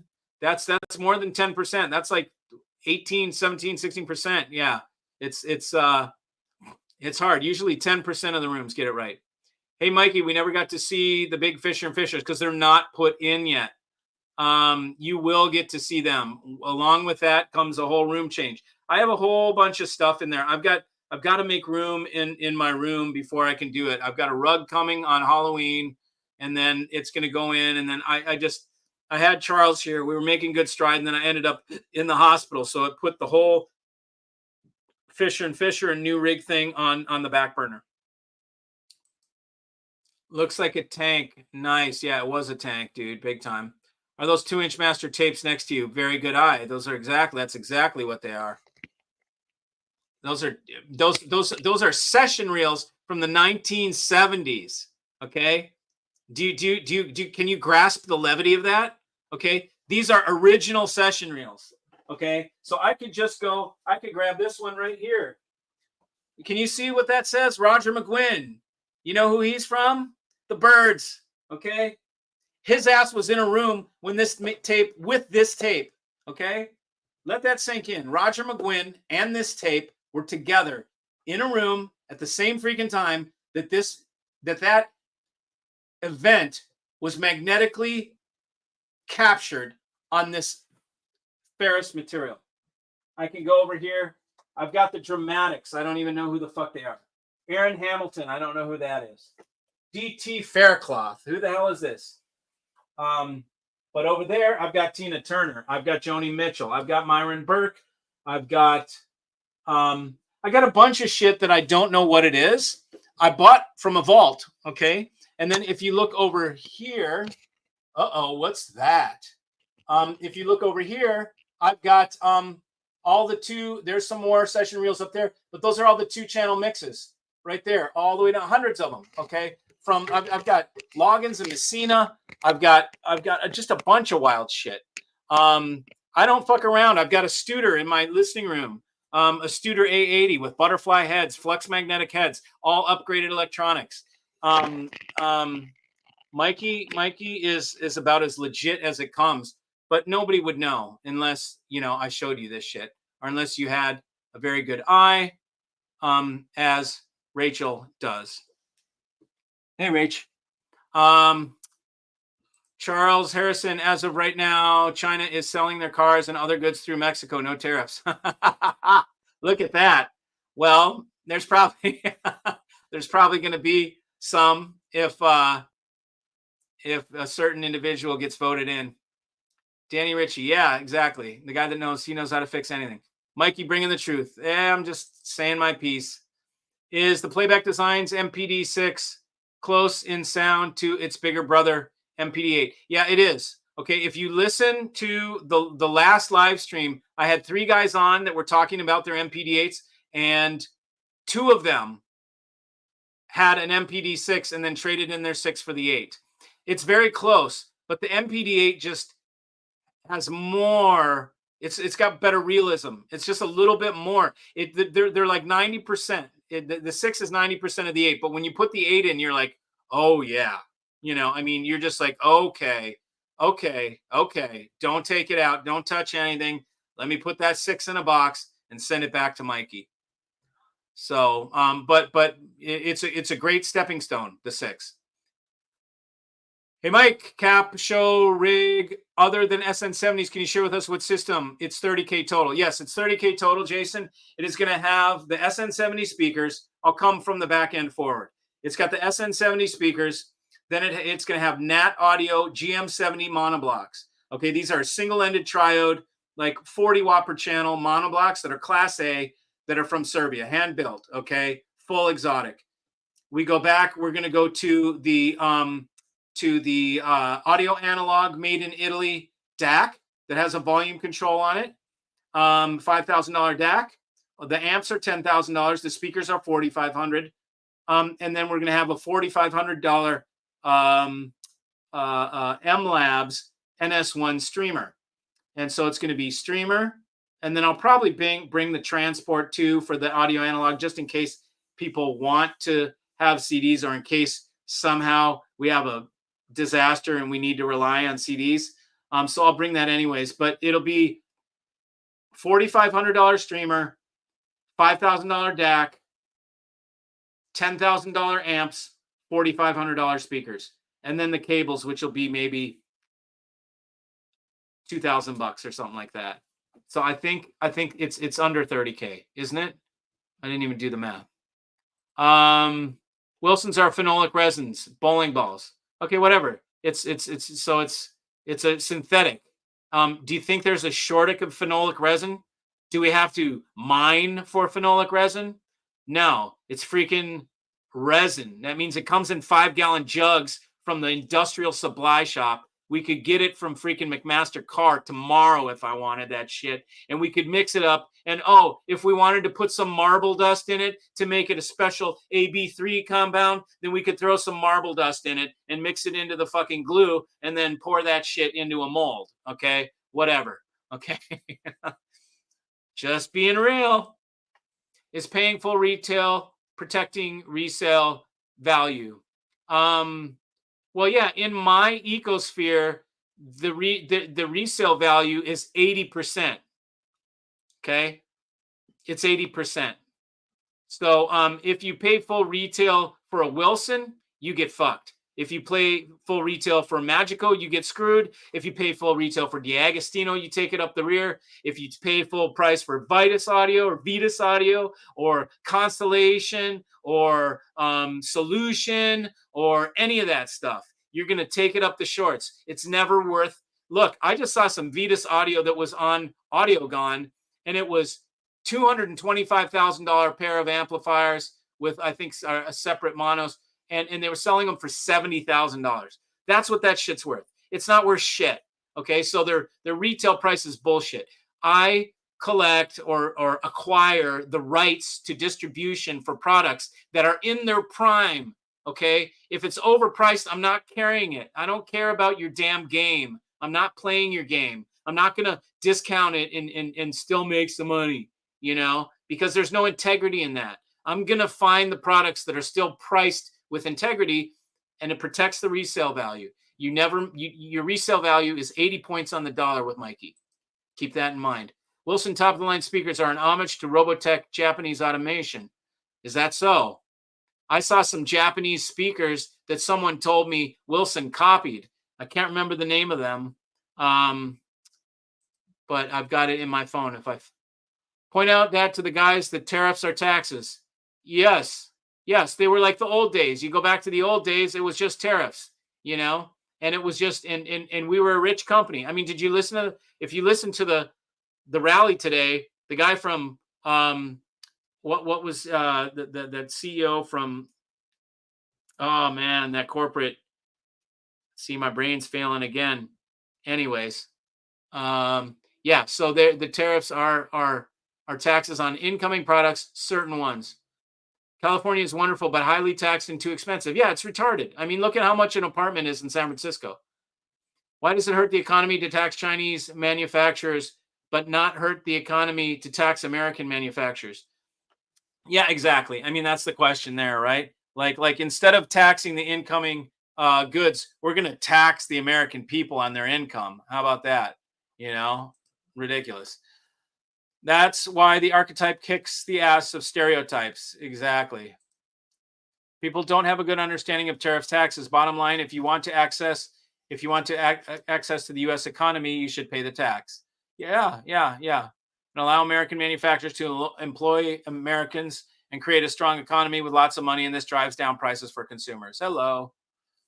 Not one audiophile think about resale value. Money comes and goes.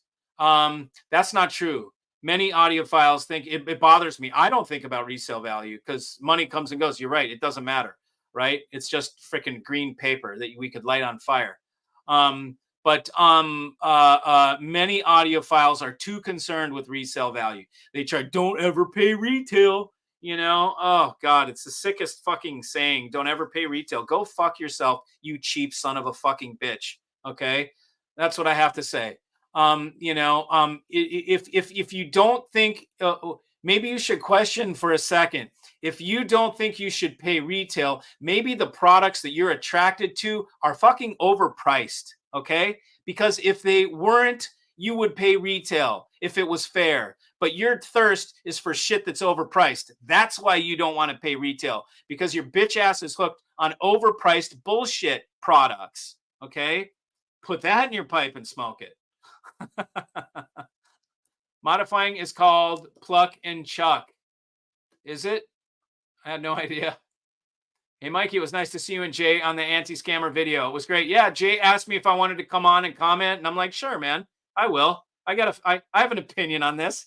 Of course I do. We all want you on fire and healthy. It's a tribe. You know it, buddy. It's 4 a.m. here. Wow. Proud of you. Damn, you keep me. Sorry, man. Grateful Dead space. I know. I saw Phil Lesh. He had battled with a lot of health issues over the years. He stayed. He kept alive longer than the others. Sad to see Phil died. Yeah, I know. It was sad. Hell yeah, brother. Mikey, consider redoing a simplified Magnapan setup video. Okay, how about I do it right now for you? Change out the fuses to jumpers that I sell. Okay, just bypass the fuses. However you want to do it. You could do my kit or you could wire past it. Bypass the fuses. Get a pair of subs. Okay, 2 subwoofers that match. Okay, get an active crossover and then cross over your shit. Send the lows to the subwoofers. Send the highs to your Maggie amps or your Maggie amp. It's all it takes for Maggie setup. And then bring them into your room and fuck with the toe in until you get it right. Super easy. Belgrade, thank you. That's exactly what it was. Belgrade. What a cool town, man. I really dug Belgrade. I wanted to spend more time there. That is really set in a really cool place on the river. We were up at this fort where you could see the 2 rivers join. Man, that is a badass place. I really want to go back. Unfortunately, we had very little amount of time in Belgrade. The people in audiophilia are some of the best, some of the people. Some of the best, some of the time. How about that? Help me to sort Magnapans. 3 folks asked me. I've set one up, one set. The other 2 need repairs and or mods.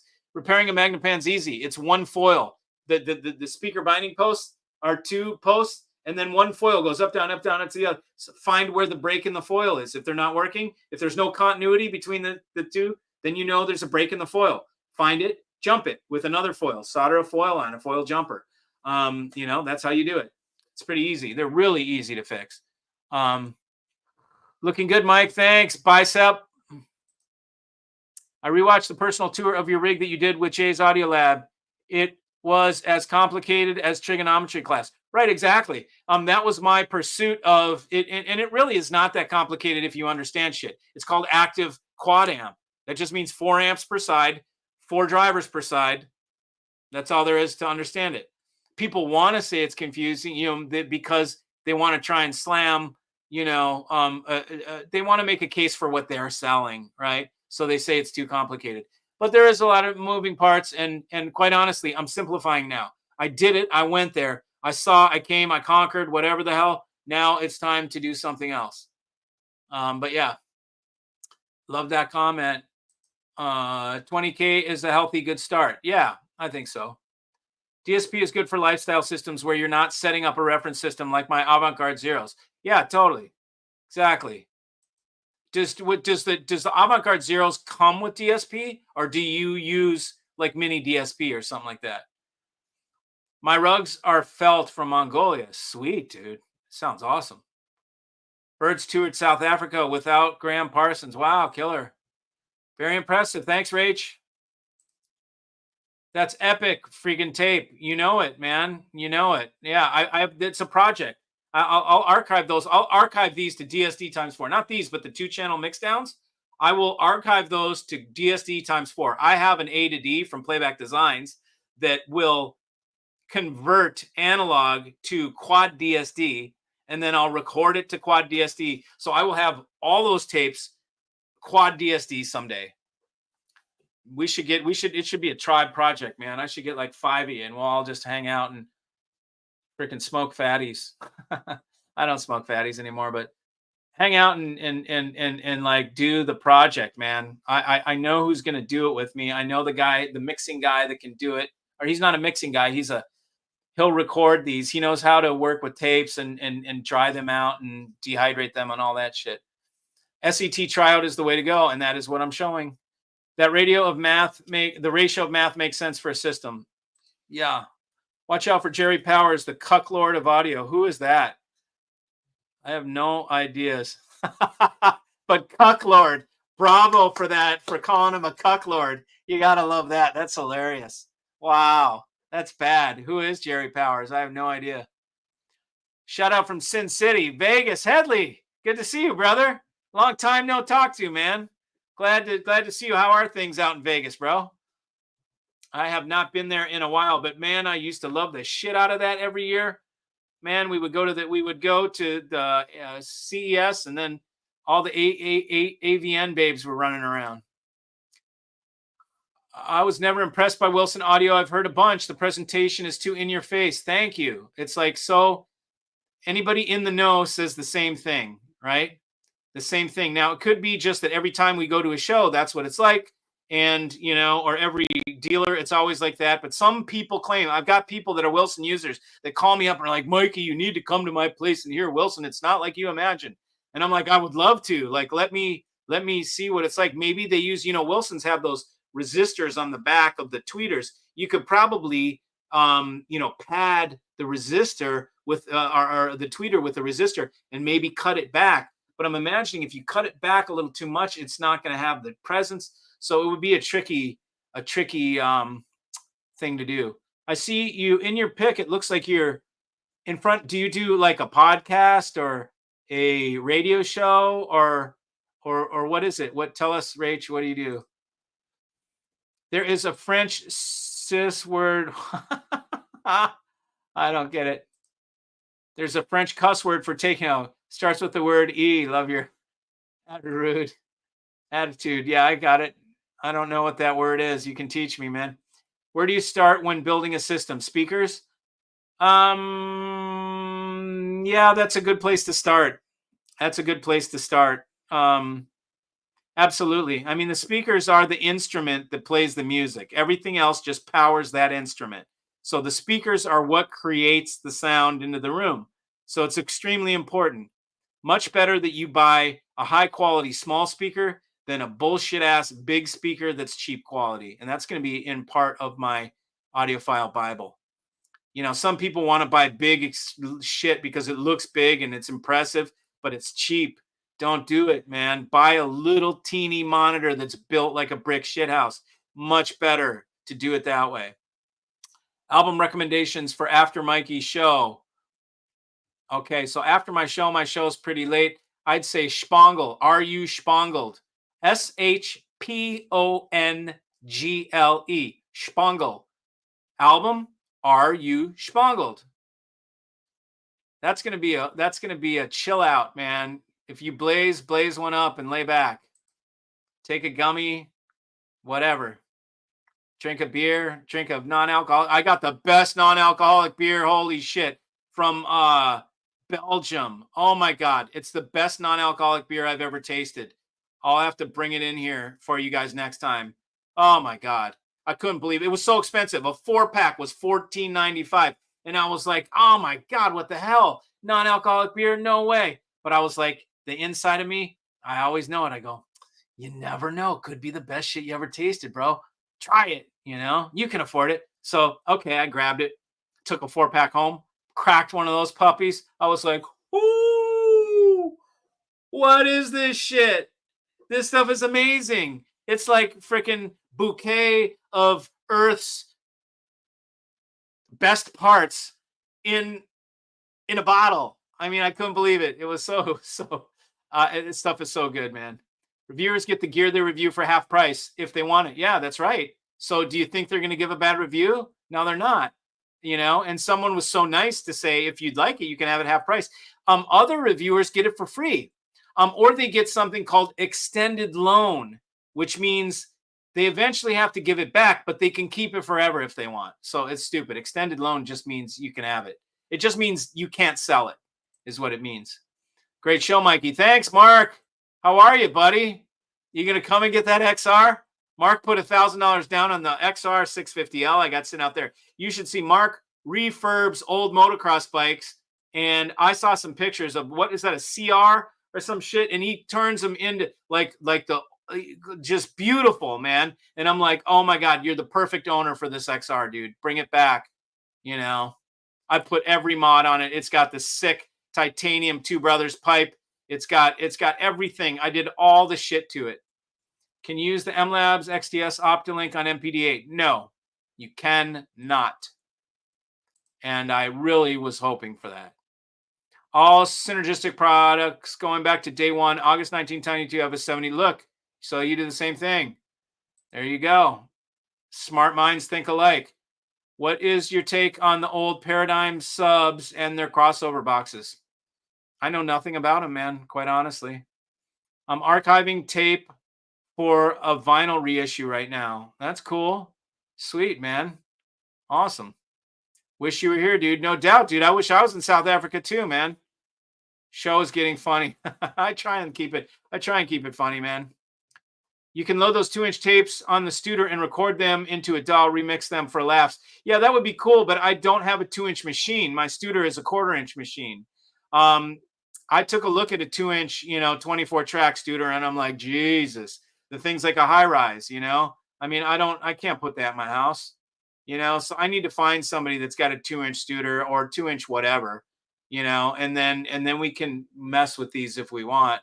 I would love to do that. So I'm trying to find somebody that's willing to do it for fun and interest that isn't going to charge me their hourly studio rate to sit there and be bored while we do this shit. I don't want to pay a studio guy. Somebody has to have it that wants to do it for the fun of it, Why is the uber expensive Playback Designs MPD8 Rune tested while the MPD6 is fully Rune ready?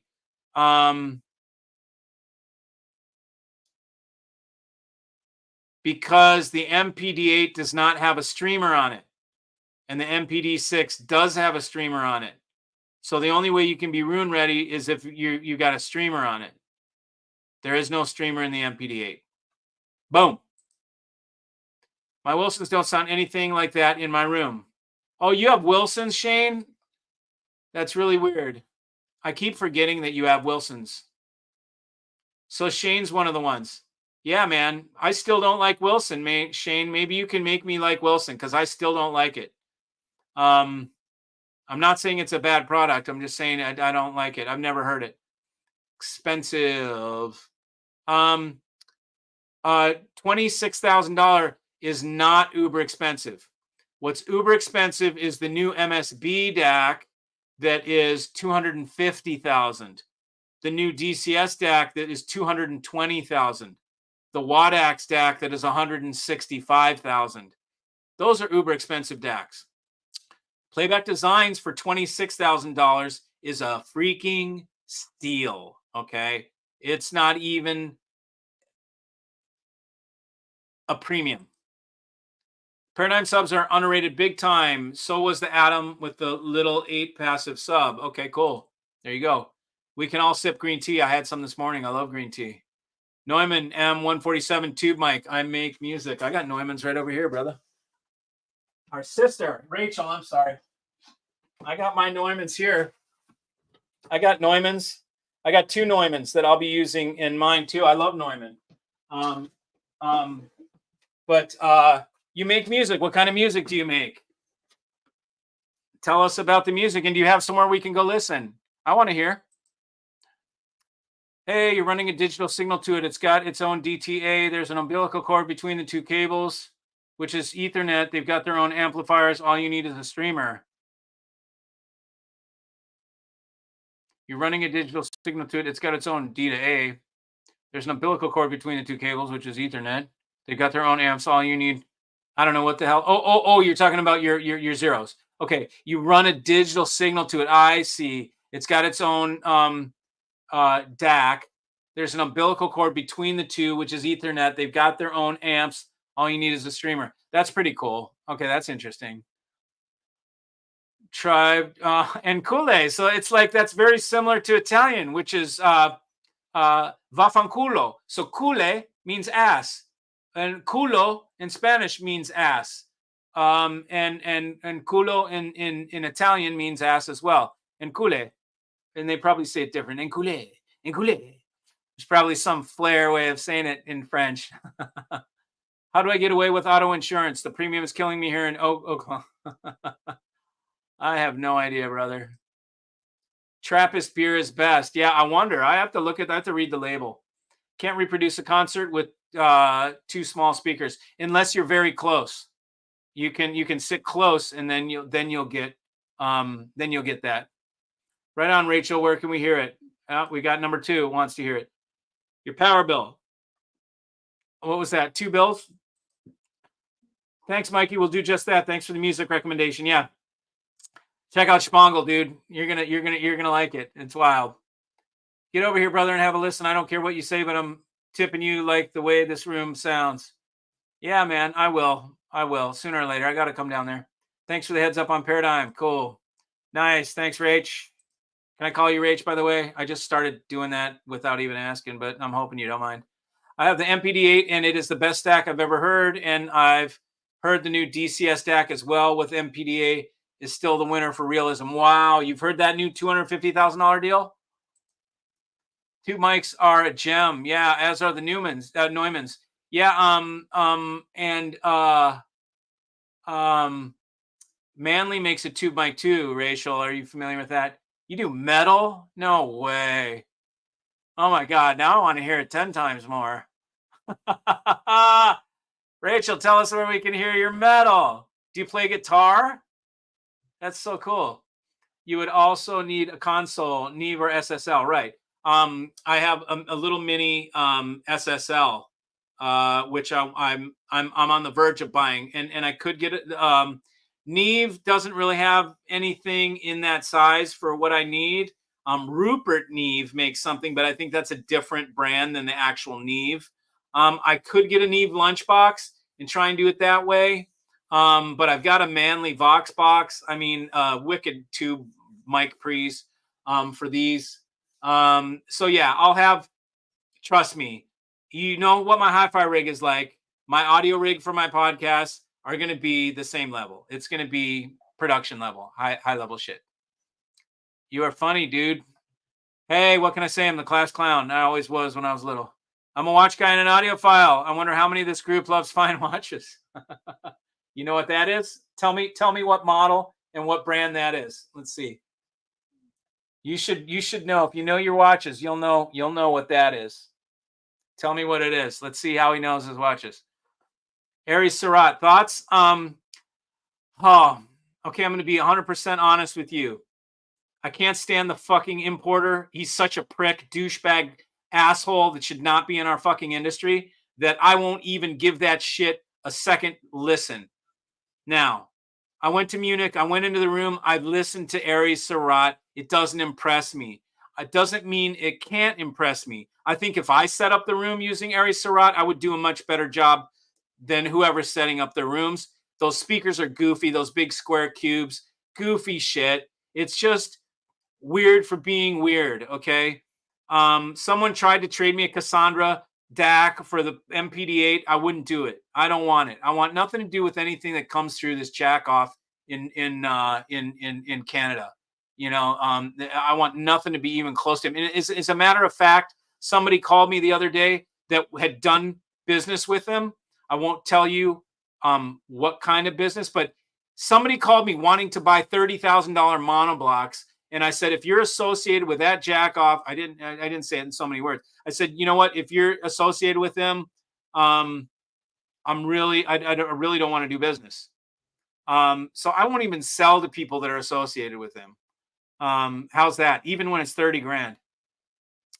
I seen Spangle in Omaha. Yeah, I saw him too. Simon Posford, man. I went to a show. It's wild, dude. Wow. I remix tracks in Logic Audio. Okay, cool. Yes. I run 2-tower triangle speakers in a tiny room as near field with my set monoblocks. Love it. I used to sell recording gear at Manny's Music in 1999, 2000. That's cool. And so do you just make music? Are you an audiophile too? Or do you have an audio system that you like? Do you listen? Do you have are you into the hobby? Maybe you should come on the channel as a guest. Because it's really not that many females in the industry, and it would be totally cool. And you make metal music. We could play your music. You are an audiophile. Okay. But there's nowhere do you just make music for yourself, or do you have like a YouTube channel? Do you have like a Insta or like a whatever somewhere? Do you sell your music? Can we hear it? We want to hear it. I want to hear it. Google the SSL desk at Bob Studios in South Africa way back. Oh yeah, I'm sure it's probably a huge thing. Metal, are you into Earthless? What style do you like? I've got a drawer of nice watches. Love my watch collection. Mikey's seen a picture. Yeah, man. I mean, watches and hi-fi go together. Cameras too. Doom metal. Anyone heard Earth? Label is Southern Lord. Earth was like, you mean from way back when? Is the doom metal like Sabbath? I heard something called, oh my god, it was the sickest. Charles, are you watching? What did Cassidy tell us? What was the band Cassidy told us the other day? This chick at the coffee shop turned us on to this metal band that was like the most solid recommendation someone has given me for a music to listen to that I've had in like 30 years. I want to say it was called, it's not Candlemass. What was it called, Charles? Oh, you don't remember, dude. Oh no. I'm a post-op transgender. Awesome. Okay. So even better. More women in audio is good. You're a woman. Fuck it. You're a woman. 48th Street, NYC Music Row is long gone. Oh, so David knows too from back in the day. Sad. Yeah. Charles, you don't remember? Come on, Charles, figure it out, dude. It was in our thing, man. It was called something. I want to say it was like, oh, I keep thinking Candlemass, but it was like, oh, dude, I'm dying. I have JBL 4430s in the living room, JBL 4329Ps in the bedroom. Awesome, man. Those I don't know them by model numbers, but if they're the old JBLs, those things were the shit. Bill Frisell was on that early 2000s. Album is The Gods Made Honey in the Bee's Skull. Wow, that's pretty far out. Candlemass is right. Do you think that's it? Candlemass, Mass. Was that it? Let's see. I gotta see if that is it, because it was badass, Charles, wasn't it? Me and Charles listened to it. Charles was with me when we went in there. We're like, dude, this is the sickest metal.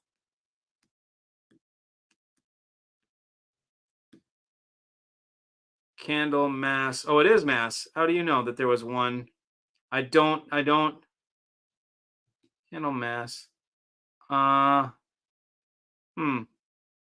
Candlemass band. See if that's it. Band. What are your thoughts? Swedish epic doom metal. Yeah, I think that might be it, brother. If doom metal is the stuff that's like Sabbath, then I love it. Epis Doomicus, that was it, man. Epicus Doomicus Metallicus. Okay, here's the album you guys gotta check out. Okay, Candlemass. Gotta try and figure out how to make it so it's not Candlemass. The name of the album is Epicus Doomicus Metallicus. You can't, I mean, how can you forget that?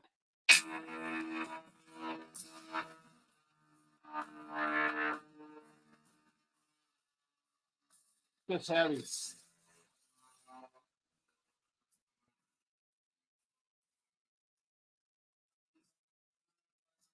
Love this shit. This heavy. It's like Sabbath. Bad to the bone, bro. We listened to it. That was it. It is Candlemass.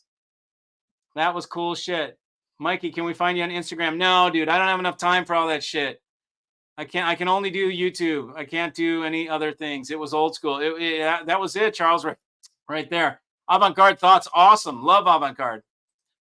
If anyone is a fan of Opie and Anthony from back in the day, my song "We Deliver Keggers" was famous on that show. W New NYC back in 1999. My ex-wife is Nikki, aka Noelle Joy Sorensen. Oh, awesome. You probably got some great stories. Or are you from New York? Did you grow up there? I mean, I got a lot of friends here that are Charles was in New York for many years, but I think David Gilden too. Opie and Anthony, I don't know that. Let's see. Let's see if I can find it. Opie and Anthony, we deliver keggers.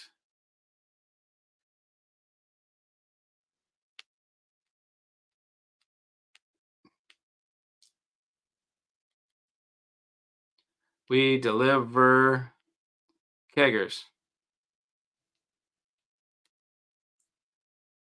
We deliver keggers. Okay. Look at this. Look at this. Look at this.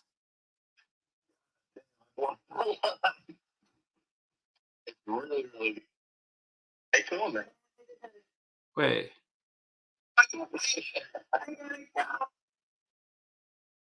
Huh.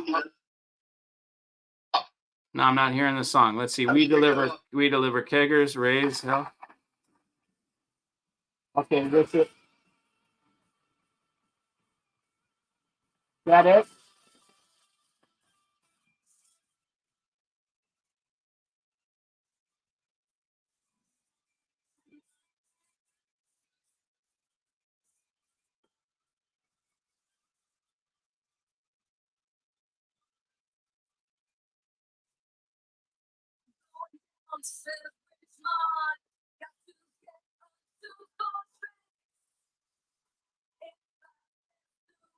That's Rachel Sims.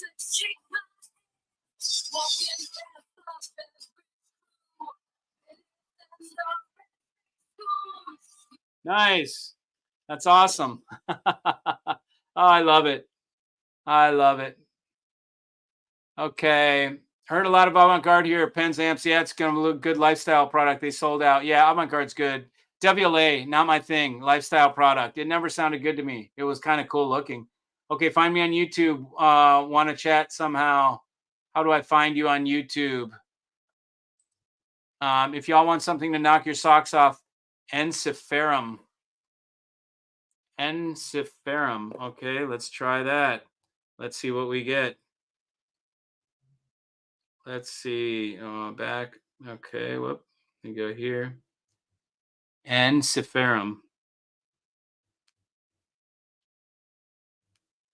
Ensiferum. Fatherland. Sounds sounds pretty Aryan.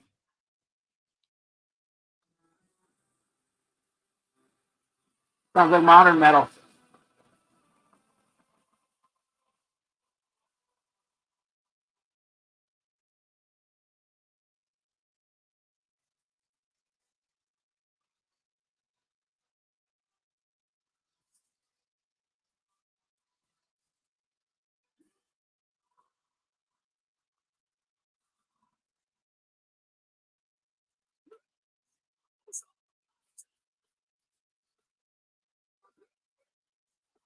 Whoa, dude. Okay, so that's too much for me. What is that called? Is that called speed metal? Is that called death metal? What is that called? That's too much for me. I think doom metal is my genre of metal. Based on that last one. Live in Hartford, Connecticut. Okay, Wes is in Connecticut. He's in Mystic. Hartford. I've never been to Hartford, but I hear Connecticut's supposed to have good pizza in New Haven, right? That's what they say. I was on New Sounds, WNYC FM. Cool, man. Noelle is award-winning actress and filmmaker now. Awesome. Who was that? Your ex? Was that your ex-wife? I played all the instruments, wrote it, produced it. Noelle sang. Oh, killer. That's awesome. My nephew, my brother's son, just made his own song. He did all, he just like you just did. You just said he did all the instruments. He did guitar, bass, drums, and singing, the whole thing. And I heard it and it was like made me tear up because my brother does that. That's like when my brother does his own music and he plays all the instruments.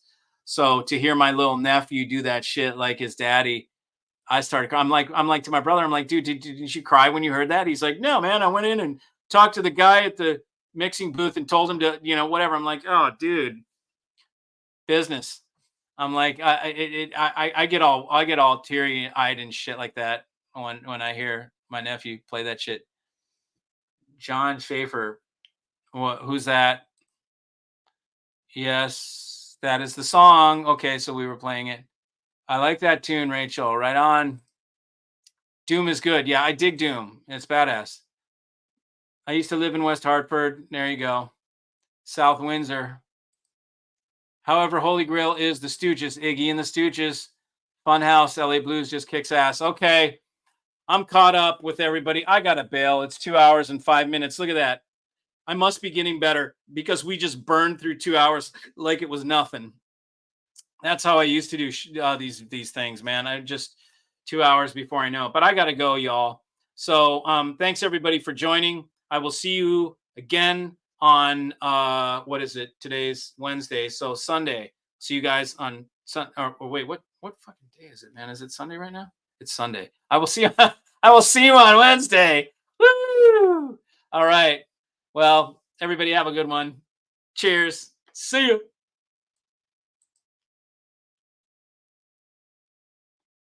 Let me go back here and pull this off. Okay, everybody. See you soon.